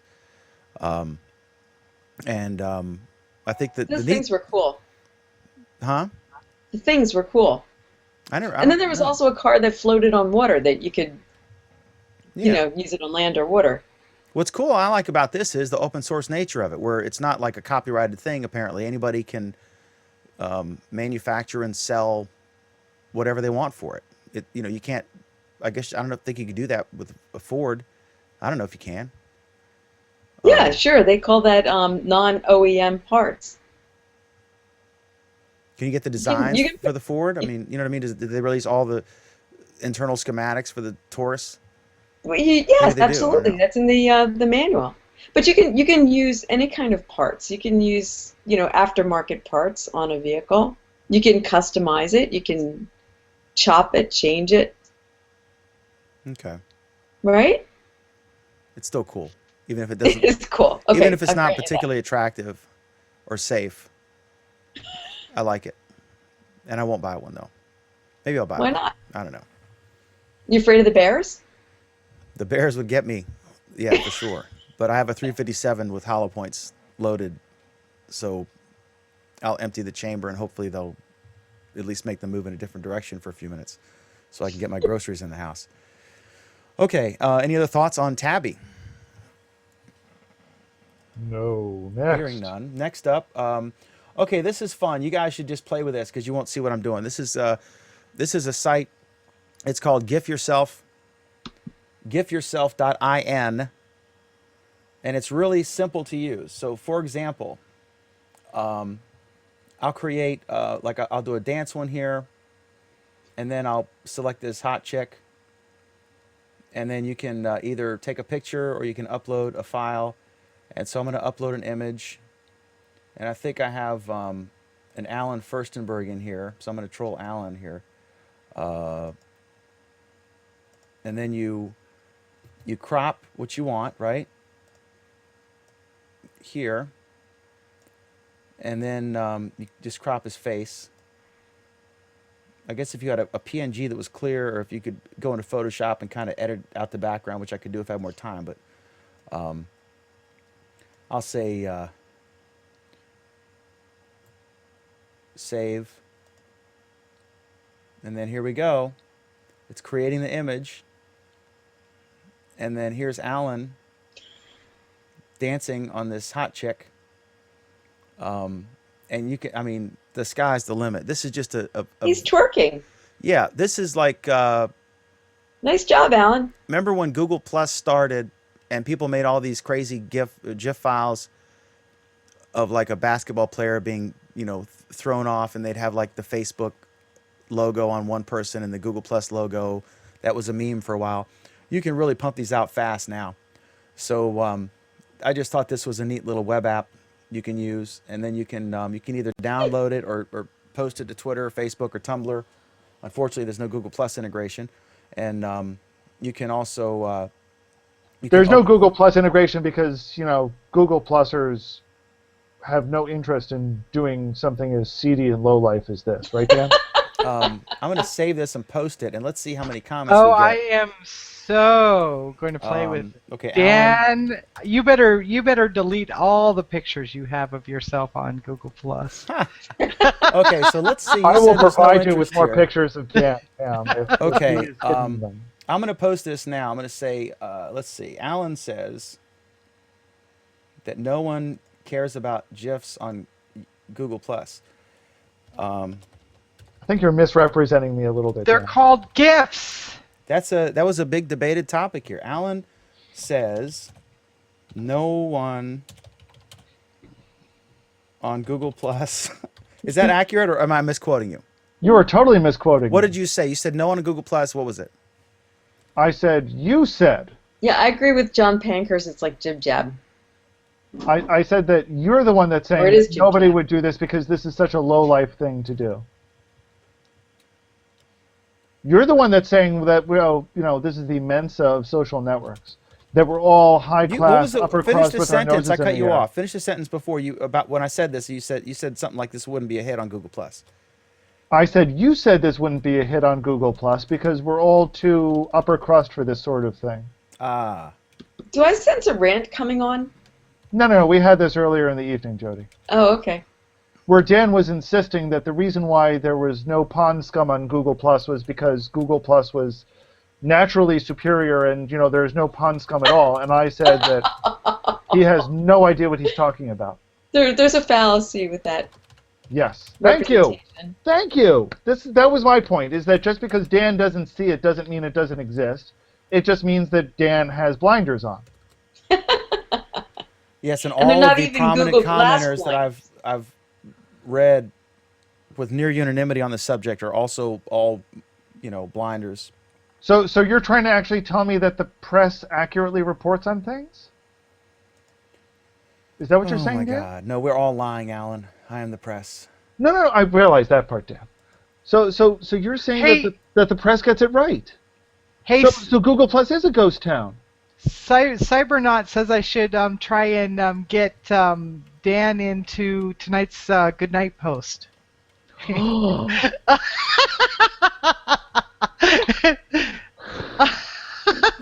is this that they're talking about, the boycott Google Day? Alan, do you mind that I post this? I don't want to upset you. I don't care. You'll hear from my lawyer in the morning. It's no big deal. She's hot though. She's got a nice pair of briefs on. What is this Google boycott Google Day that they're talking about? So where'd it go here? Okay, it's posted. So This is the one from Charlie where he says, tomorrow is boycott Google Day according to videos all over YouTube. Bob is saying boycott before Hey. he gets run over by a tank. some folks may not know who Bob is. Can you explain that? We showed Bob earlier this evening already.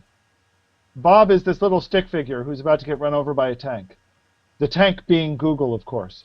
So the big tubers who don't like it are not posting tomorrow, but I bet they won't remove their ads. Ah. I don't know. This is the first I've heard of it, but I'm just this Google Plus guy. I don't know anything about YouTube. So Is Bob a euphemism for something else? I don't think so. I think it's just this. This is Yeah, Bob. yes, it is, but I don't think that they mean it that way. I mean, Pam, usually I'm like right with you. I swear that just went right over my head. I will type it Call me into later. chat. How about if I type it into Call me chat? I've led a sheltered past. Who'd we lose? Sheila. Okay. Anyway, I typed it into chat. so I think we've exhausted this and every other topic. So I can't wait for tonight's dessert post. That's funny. Okay, so Okay. that's my app. That's my Google Plus Week app of the week. App of the week. Where else do we do apps of the week, Dan? Funny you should mention, on our Android Week, Alan, which airs at 9 p.m. Eastern Time, 6 p.m. Pacific on YouTube Live and Google Plus. And we talk about the latest, the week's Android news. And at the end of the show, most of us offer a recommended Android app of the week. 9 p.m. Eastern, Monday. Please check it out. It's on the same YouTube channel this one is. So there. And Alan's part of it, and Nate Swanner, and Duke Carrico, and Michael Banks, and Bruce Turner. Although they all stood us up last week. So I hope some of them show up this week, because you might not be there. I hope so, too, because I'm not going to be here. Yeah. So it could be Dan monologue, which will be like so many uhs and ums, And that's such a scary thought. Indeed. That I am sure somebody will show up. You find that funny, Michael. I can see that. Are you going to be here? I'm laughing at the GIF/GIF. That's what I'm funny. Are you going to be there Monday, Michael? No, I'm in class. Okay. I could be in trouble. So Pam, how was your Google Plus week? My Google Plus week was okay. I think we talked about the post that I did about glass. But Jody wasn't here to agree with you, so. What was the other post that I tagged you into it? Yeah, I'm trying to remember. Asking about crap. I don't remember. Skip me and come back. Okay. Michael, how was your Google Plus week? My Google Plus week was pretty good. And what's this tablet you're holding up? You were holding up a tablet. Which one was that? Oh, that was an iPad. Okay. Evil. Pretty good. Evil. You can talk about iPads. They're not, evil incarnate. No, they're not. I cracked my screen on mine. That's why you get this neat military-grade case. That's a nice case. Well, I have a nice case on mine.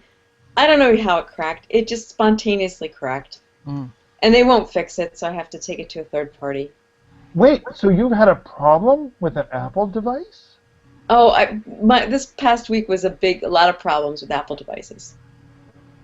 But I'll wait my turn. Go ahead and finish with Michael. I didn't think that was possible. Go ahead, finish with Michael, and then I'll tell you my sad tale of woe. So how was your Google Plus week, Mike? It was pretty good. I went to a festival where I took a lot of photos, and I knew I wanted to make an auto awesome video, so I used my phone to take video, and I used my DSLR to take photos. So I knew I wanted to make a video, so I started to try to make an auto awesome video. And all the videos were there, and none of the photos were there. So I uploaded my photos to Google Plus, and they still were not there on my phone. So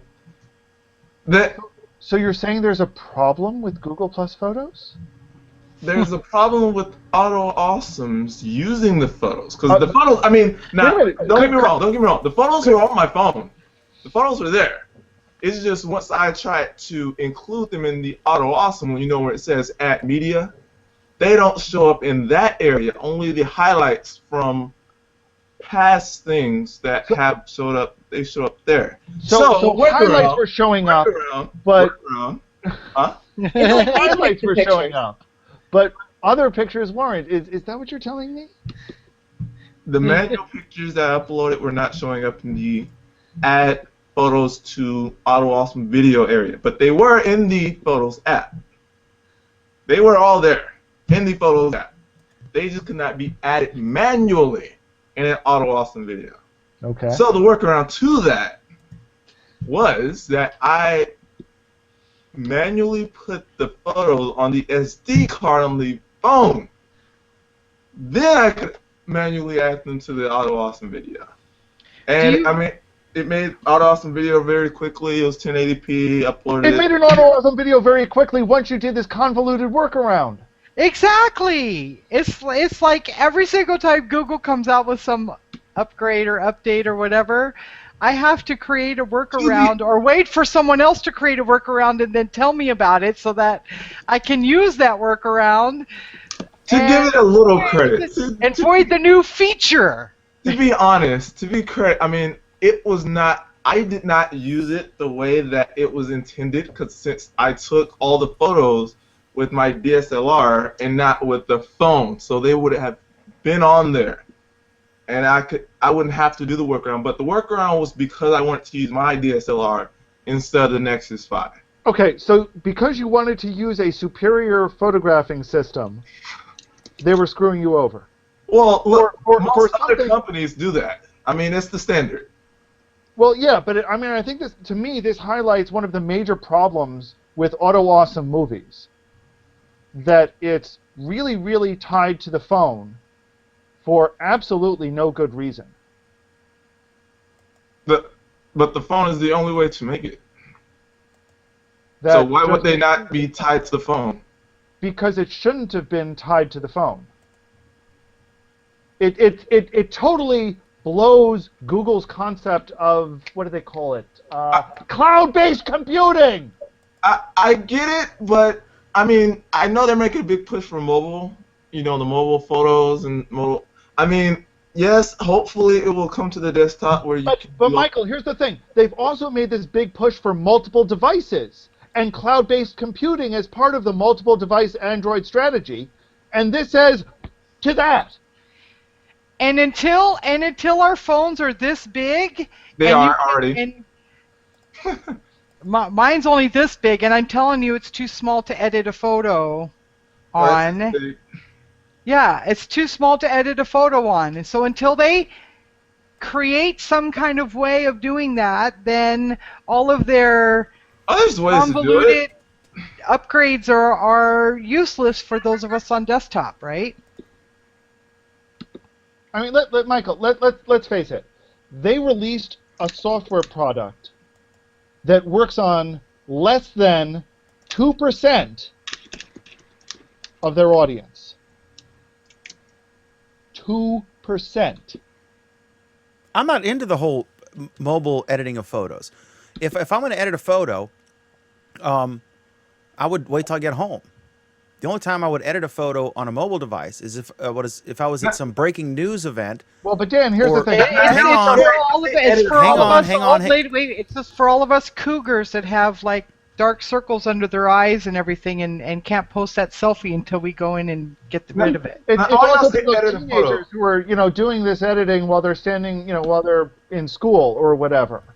It's not for you. Nobody cares about you, Dan. Exactly. Like 90% of all this editing stuff you all keep referring to are simple filters. Look at Instagram. Look at all these other.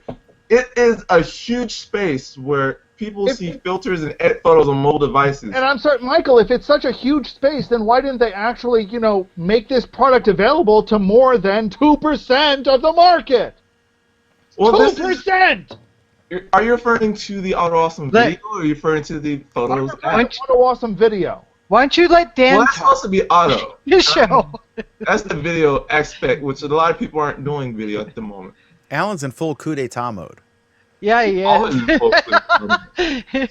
I mean, I know it's popular. Like Vic uses them. Vic loves Snapseed. There you go. It's all about Vic. And he happens to be in a prominent role at Google Plus, setting the direction. So You know, we got to find out what other things he likes to know what. Then we can break future Wine. features. Huh? He likes wine. He likes what? Wine. Oh yeah, he likes. Yeah, the first hangout, he was drunk on wine. He had a big glass of wine. The very first hangout, he was drunk in wine. Chi told us that. I wish you would do. He does a show with us every year. I wish you would do it drunk one year. We'll have. We to should get have him. all of them on. Yeah, they're all drunk. Sergey, Larry, there you the go. whole gang, just several bottles of That's- wine. Yeah, that wouldn't I'm be sure any that their sort of- legal counsel has already advised them against that. There wouldn't be Version any inebriation. video. There would be no video rolling in like 50 yards in every direction if they are actually drinking.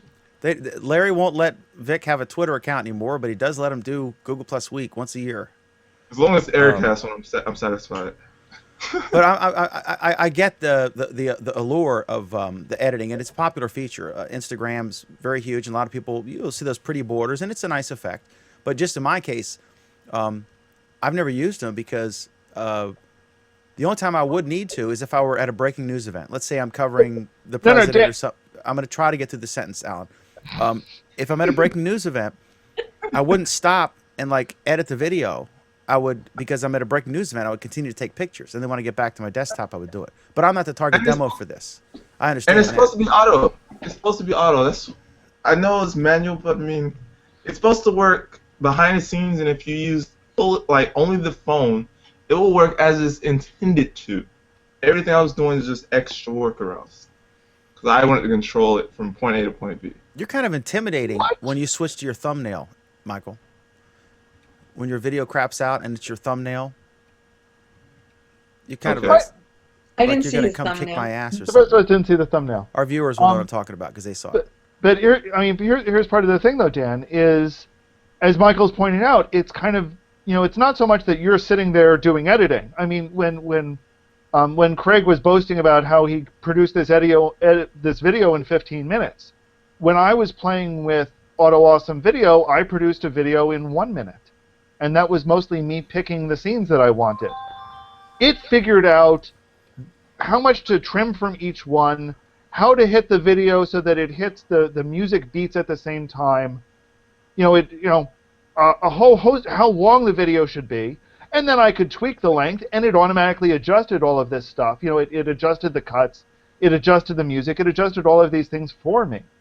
That's kind of what's neat about it. Now, mind you, I only played with it for 15 minutes because, it doesn't work on my device. It doesn't work on your devices, Dan, so you haven't played with it yet either. It is neat. It is cool, but it's not available. Does it only work on pictures you take on that device, or could I use like my NEX7? And that's what I was saying. That's what I did this week. Because Wednesday I had an event. I took the photos with my DSLR, and I took the videos with my phone.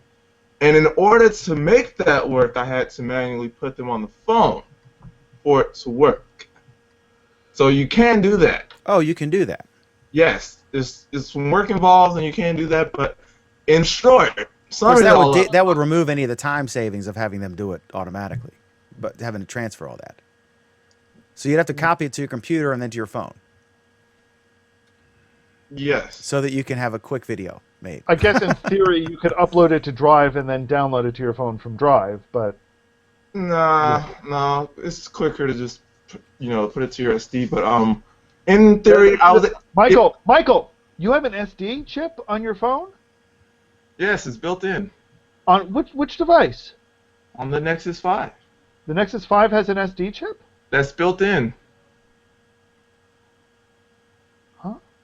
That's built in. That's built in. Correct. So don't we call that memory?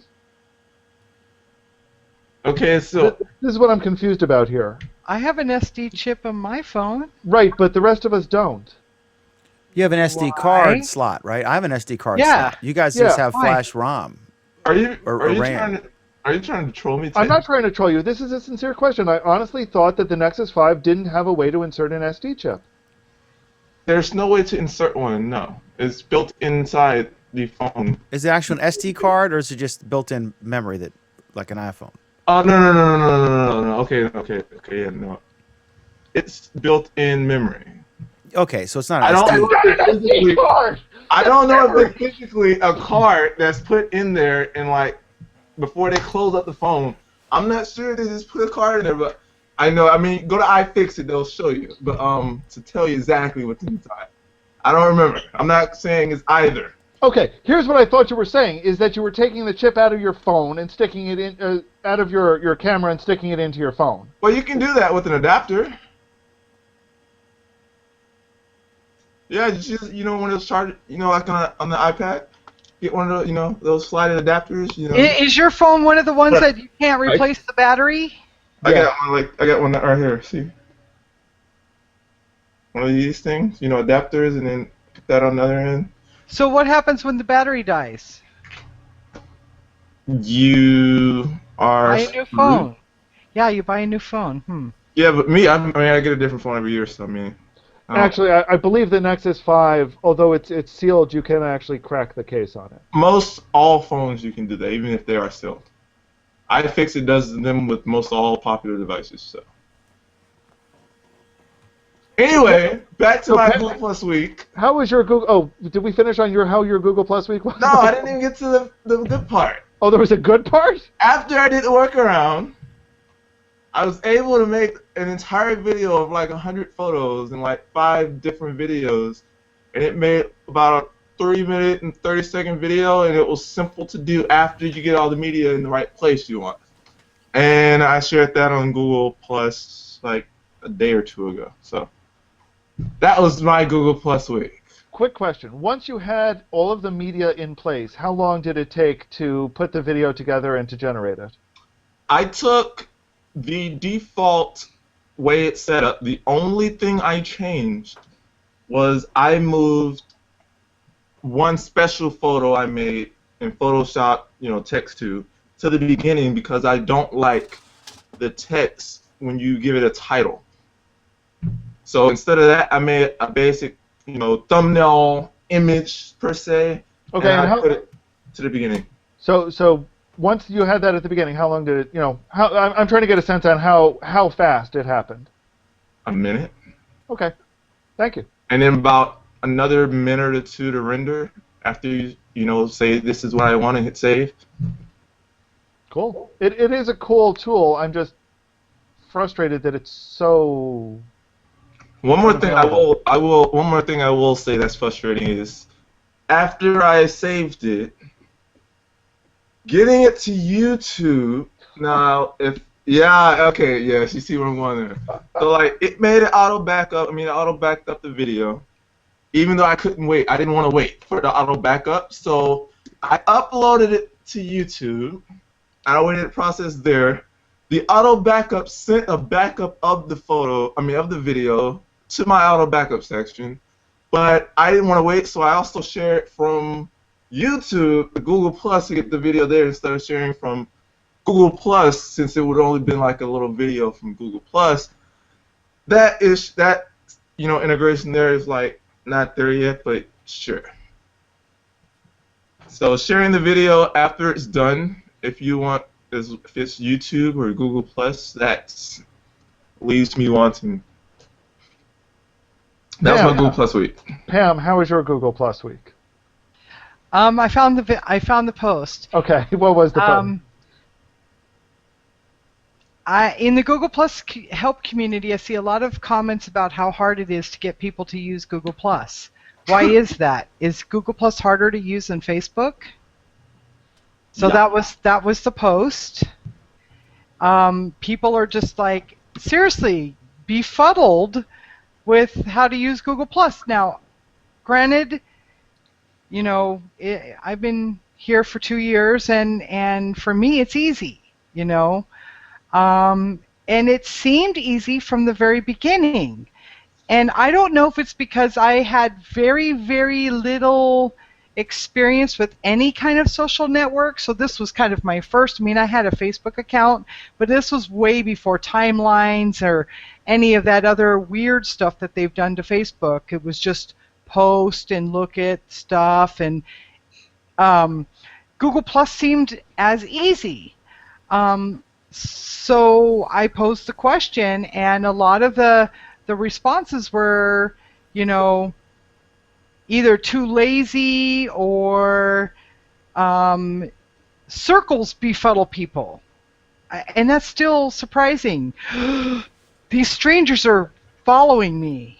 You know, it's like, okay, well, they're not really following you. You know, you're not going to look behind you and see, like, people, like, following you. Here's the weird thing I find about that is that Another rant. Twitter, no, this isn't a rant, is that Twitter, I mean, that part of it is modeled directly on Twitter. Yeah, exactly. Twitter is so popular, why don't people get this?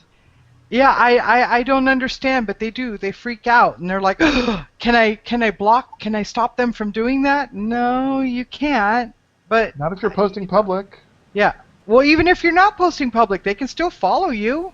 They just follow blank profile, right? When you first upgrade or create an account, what have you, your first Google Plus experience, they do kind of walk you through a little bit. They don't. People don't read.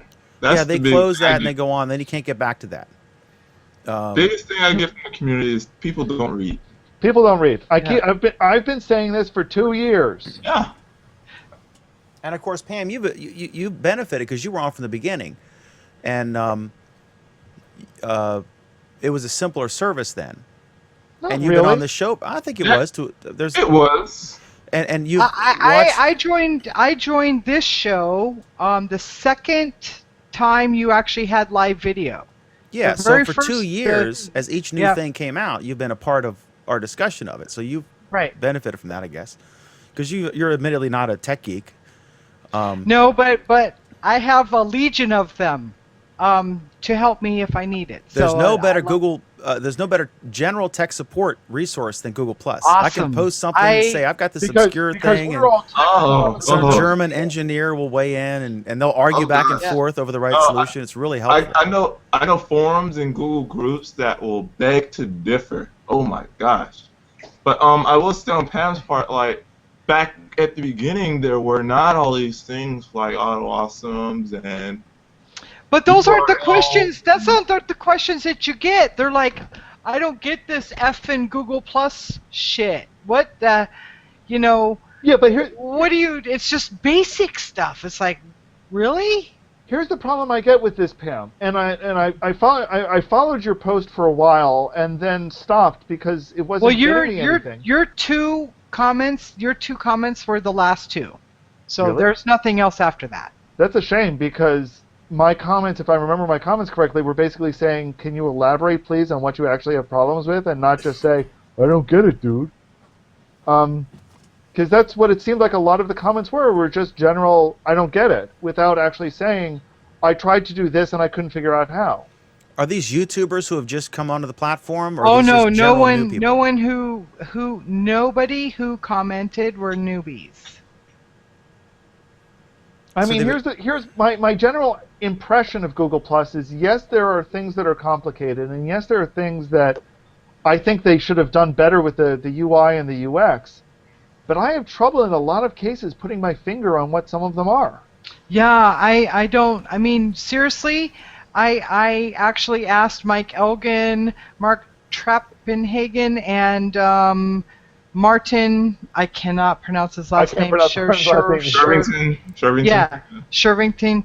I sent a post directly to the three of them. Do you guys know any resources that I can have for pages in business, Google Plus in your business or Google Plus in pages?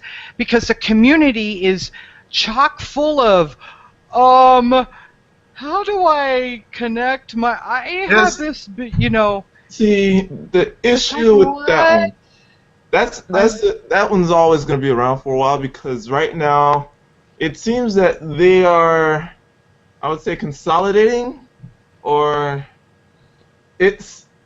there are things where in the U.S. market you're able to see things that people overseas does not. In other countries, they don't. I mean, I sent the link, like this is how this should look. Here's a link to it. They clicked on the link and it was totally something outdated and old. And I mean, right now it seems that places Google Plus Your Business and all the other. I think there was another one.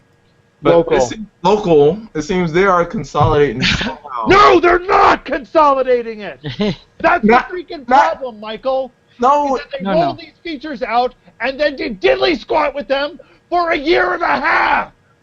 No, the problem is that in the community right now, it seems that there's a huge influx of the same problems over and over and over again. Bye, Jody. Oh, bye, Jody.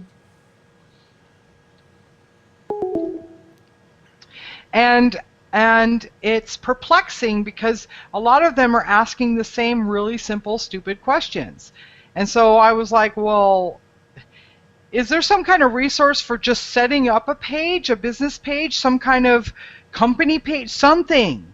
Because the problem is there is, Pam, but when they actually try to do anything that's even a little bit odd, like I have a Google local page already, which they think they understand.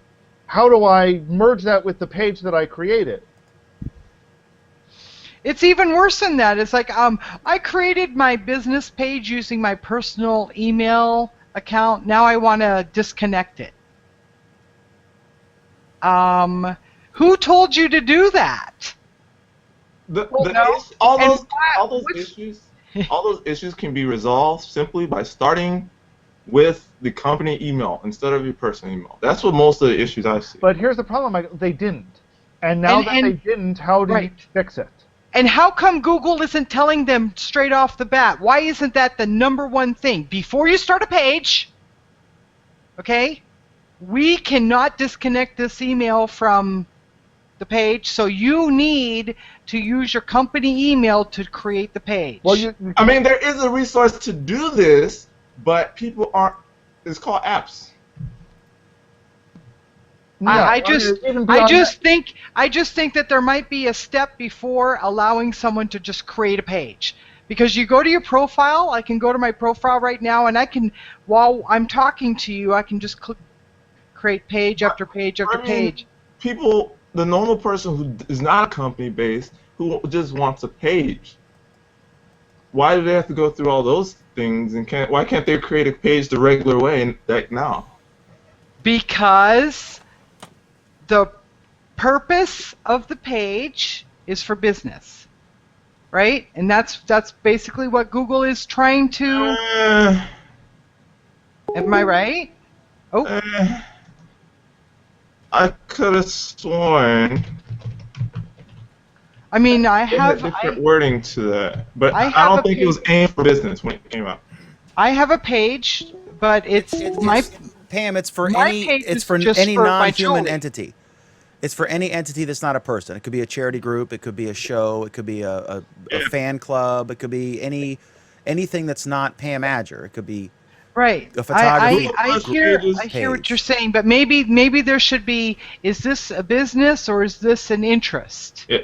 Right, and then you click that, and if it's a business, okay, here are some tips. Right? I mean, there are resources like that out there. Yes, but it's not intuitive, right? You've got Joe Schmo who hired his neighbor to create his company website, and he's just starting out, and he heard that social media is the place to get business, there and they want to. Social media experts who told him he needed to do this, and all of them are on Google+. Yeah, but none of them are creating the page for him. They just told him you need to do this, right? So, and that's what I'm saying. It would be so much easier. I mean, instead of screwing with the layout every week, why don't they put a little text in there and a little checkbox? It can't be that difficult. I mean, I'm not a programmer, so maybe it's more difficult than I thought. But, I don't envision it compared to some of the crap that they've done. It can't be that difficult to create a little checkbox. Is this for a business or is this for an interest? If it's for a business, okay, then we're going to have this little paragraph for you to read. It doesn't have to be a book, just has to be a paragraph. Well, it's going to be Here a are paragraph things that you they might don't want. read. Let's be clear about that. That's what I'm saying. It has to be the short version, right? It's the same for, hey, they tell us to do the same thing in business emails. Don't write a book in business emails. Make it 3 sentences. Pam, here's the problem. It can be 1 sentence in a nice big font going right across the screen, and they'll click OK and move on and ignore it. I'm sorry, that's the problem, is that people don't read. Okay. And yes, I agree with you. There needs to be vast improvements in this. Yeah, I mean, I wasn't talking about the Excel Bible here. I was only talking about, Right, no, I understand. But it could be 1 sentence and people won't read it. Well, it also speaks to how intuitive the new user process is. Obviously it could be more intuitive, so that folks don't need to read a manual. I mean, if I buy a new phone or camera, I can pretty much, I'll eventually get around to reading the manual, but basically I can turn it on and they guide me through the setup and that sort of thing. I don't really need to look at the manual. There's a quick start guide, which you might look at. But Google Plus, if you have to read through a bunch of stuff to figure it out, then it's not easy to figure out, and it should be more so. Quick comments from John. That's no good either. You need to be able to change ownership on the page. That's the answer. People addresses at companies change too. User accounts change as people come and go. And he cites this example about somebody who changed their physical address, wanted to keep the comments and testimonials, and their Google Plus page couldn't figure out how to keep up with this. You can change ownership on a page right now. You can change ownership on the page, but it's not always obvious how to do so, I think, is part of the problem. And in fact, if I remember correctly, they even say things like, you need to make sure you appoint the manager and change it and do a whole bunch of other things, because otherwise you could strand the page. I don't think there's a simple way to do it. I don't think it can be just transfer and then put the name and just transfer. It's way complicated. Did they ever fix the issue of inviting managers? It used to be you could only invite a manager by email address. You couldn't invite them by their Google Plus profile. I believe that is still the case. Oh, you see, it's. Can I read this comment from David? Yeah, go, Pam. Okay. For a large portion of the population, social networking in terms of cognition seems to be like language. What you learn first establishes itself as normal and forms our expectations in terms of exposure. Interaction and expression. Exposure, interaction, and expression. Whatever its limitations are ignored and accepted. A different approach confuses people who have a basically conservative mindset. There are parallels like sex, food, attitudes to race, etc. For many people, these things can be changed, but it takes effort to do it. And meanwhile, your oxytocin levels get bumped up well enough on Facebook, so why bother? Yeah, and that's basically it. Is in some ways, the fact that Google kind of pitched this, they made it seem like a parallel to Facebook, but it's different enough from Facebook that it confuses some people. I don't think it's all that different. I'm not, and this again is the part that I don't get, is it doesn't seem all that different to me, and it should be. Twitter and Facebook are two very different things, so people don't try to map one to the other mentally. Google Plus is enough like Facebook that people try to draw the comparison, or superficially appears to be enough like Facebook that people try to draw the comparison. Anyway, Dan, how was your Google Plus week?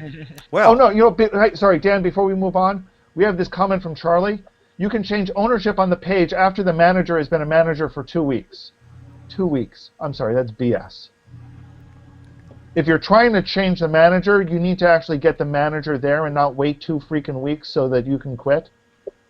I've heard 2 weeks notice, but that's just ridiculous.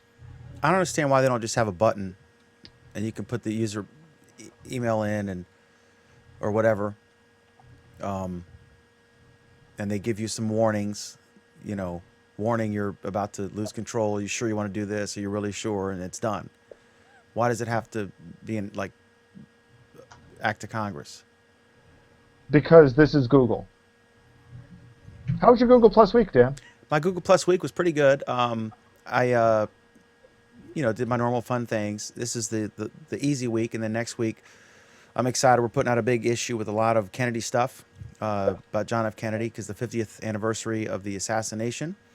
at Dealey Plaza is coming up. I think Saturday, I guess. And again, CBS is going to run all their coverage because they had folks there. Who's the guy on Face the Nation? The host of Face the Nation. He's done Hangouts. God, I'm an idiot. I can't remember. But he was there, and he actually got a call and drove Lee Harvey Oswald's mother into town. And it's just fascinating. And so they're going to run the coverage live as it happened for 4 days, starting next Friday. So that'll be really interesting for folks who weren't there, like me. I wasn't born. So it's Bob Schieffer. Bob Schieffer. Yeah, he was a newspaper reporter in Dallas. And he got a phone call, said, I need a ride. And he said, well, we're not a cab company. He almost hung up on her. And she said, well, I think they've charged my son with this. And it was Mrs. Oswald. And so Bob Schieffer drove Lee Harvey Oswald's mother to whatever, the police station or the town or whatever. And her first reaction was, he's going to get all the attention and all the money. I'm not going to get any of it. And he was shocked because he's thinking, your son just aced the president and you're just worried about who's going to get attention and money. And it sort of explained why Oswald was so screwed up. But anyway, that's going to happen. So the other thing is, and that'll be on CBS.com,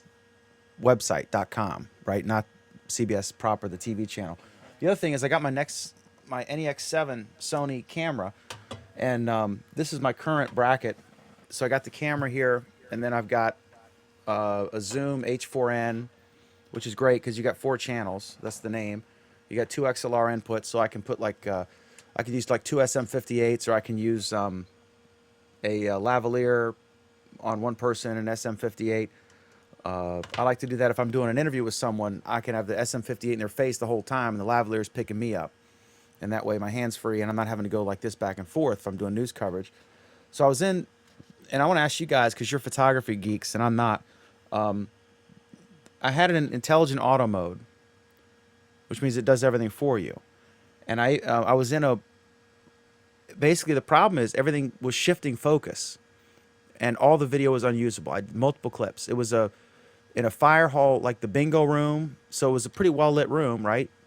It was a craft show. In addition to that, I had the light on, which is pretty bright. It's like a 120 LED thing. So,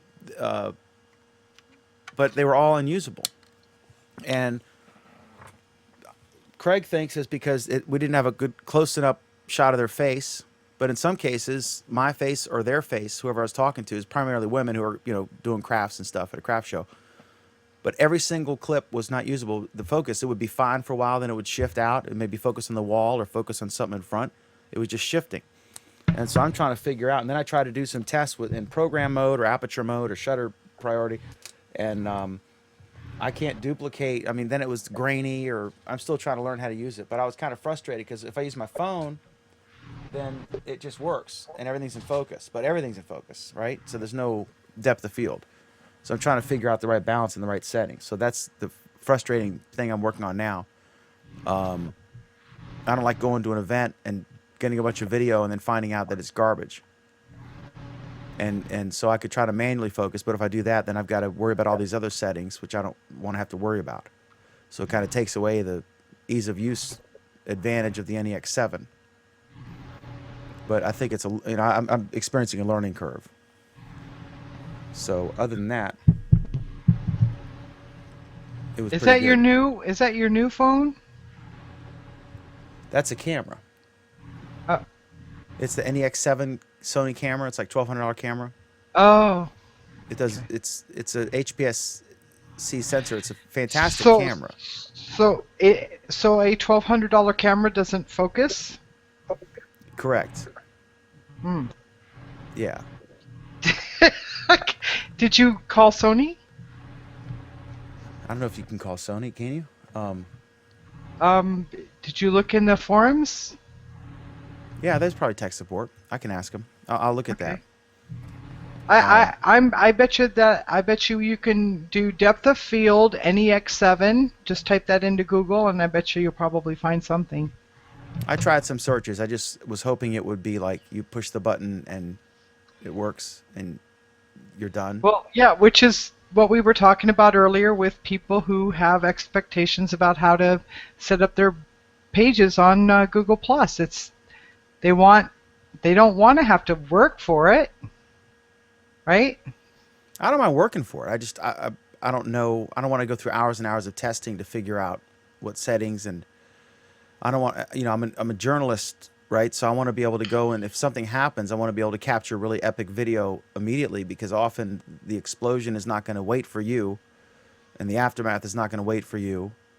I remember I've taken a lot of shots I've taken that, were sudden and you had seconds to respond, and then the shot was gone. I agree.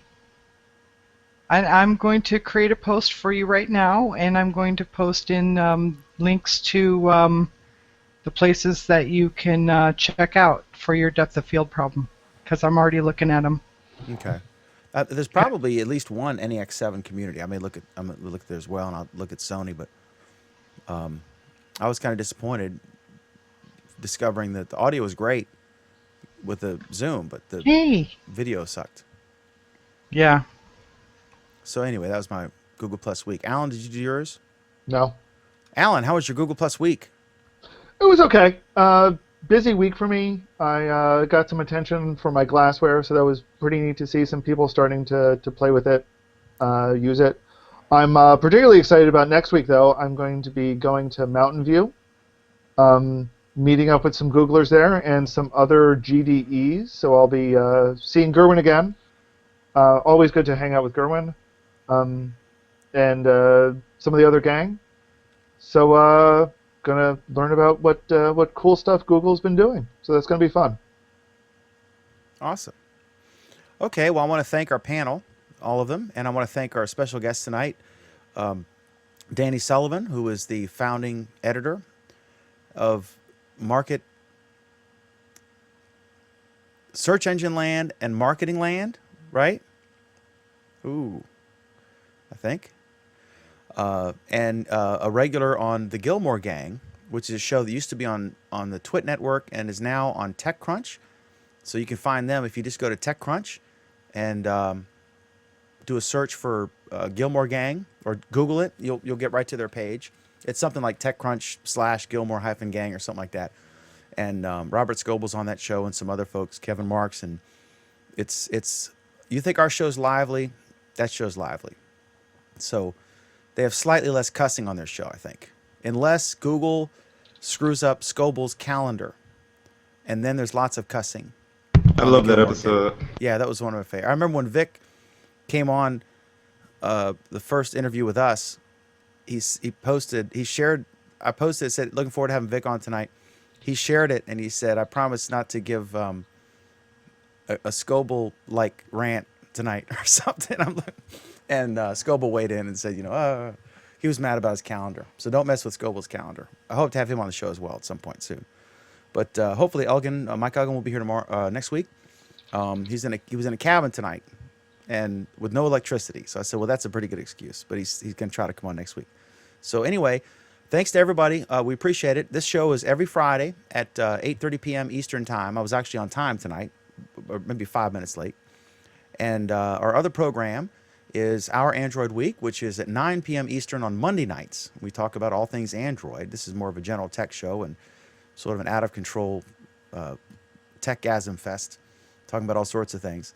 But thank you very much for the live comments and all the viewers. We appreciate it.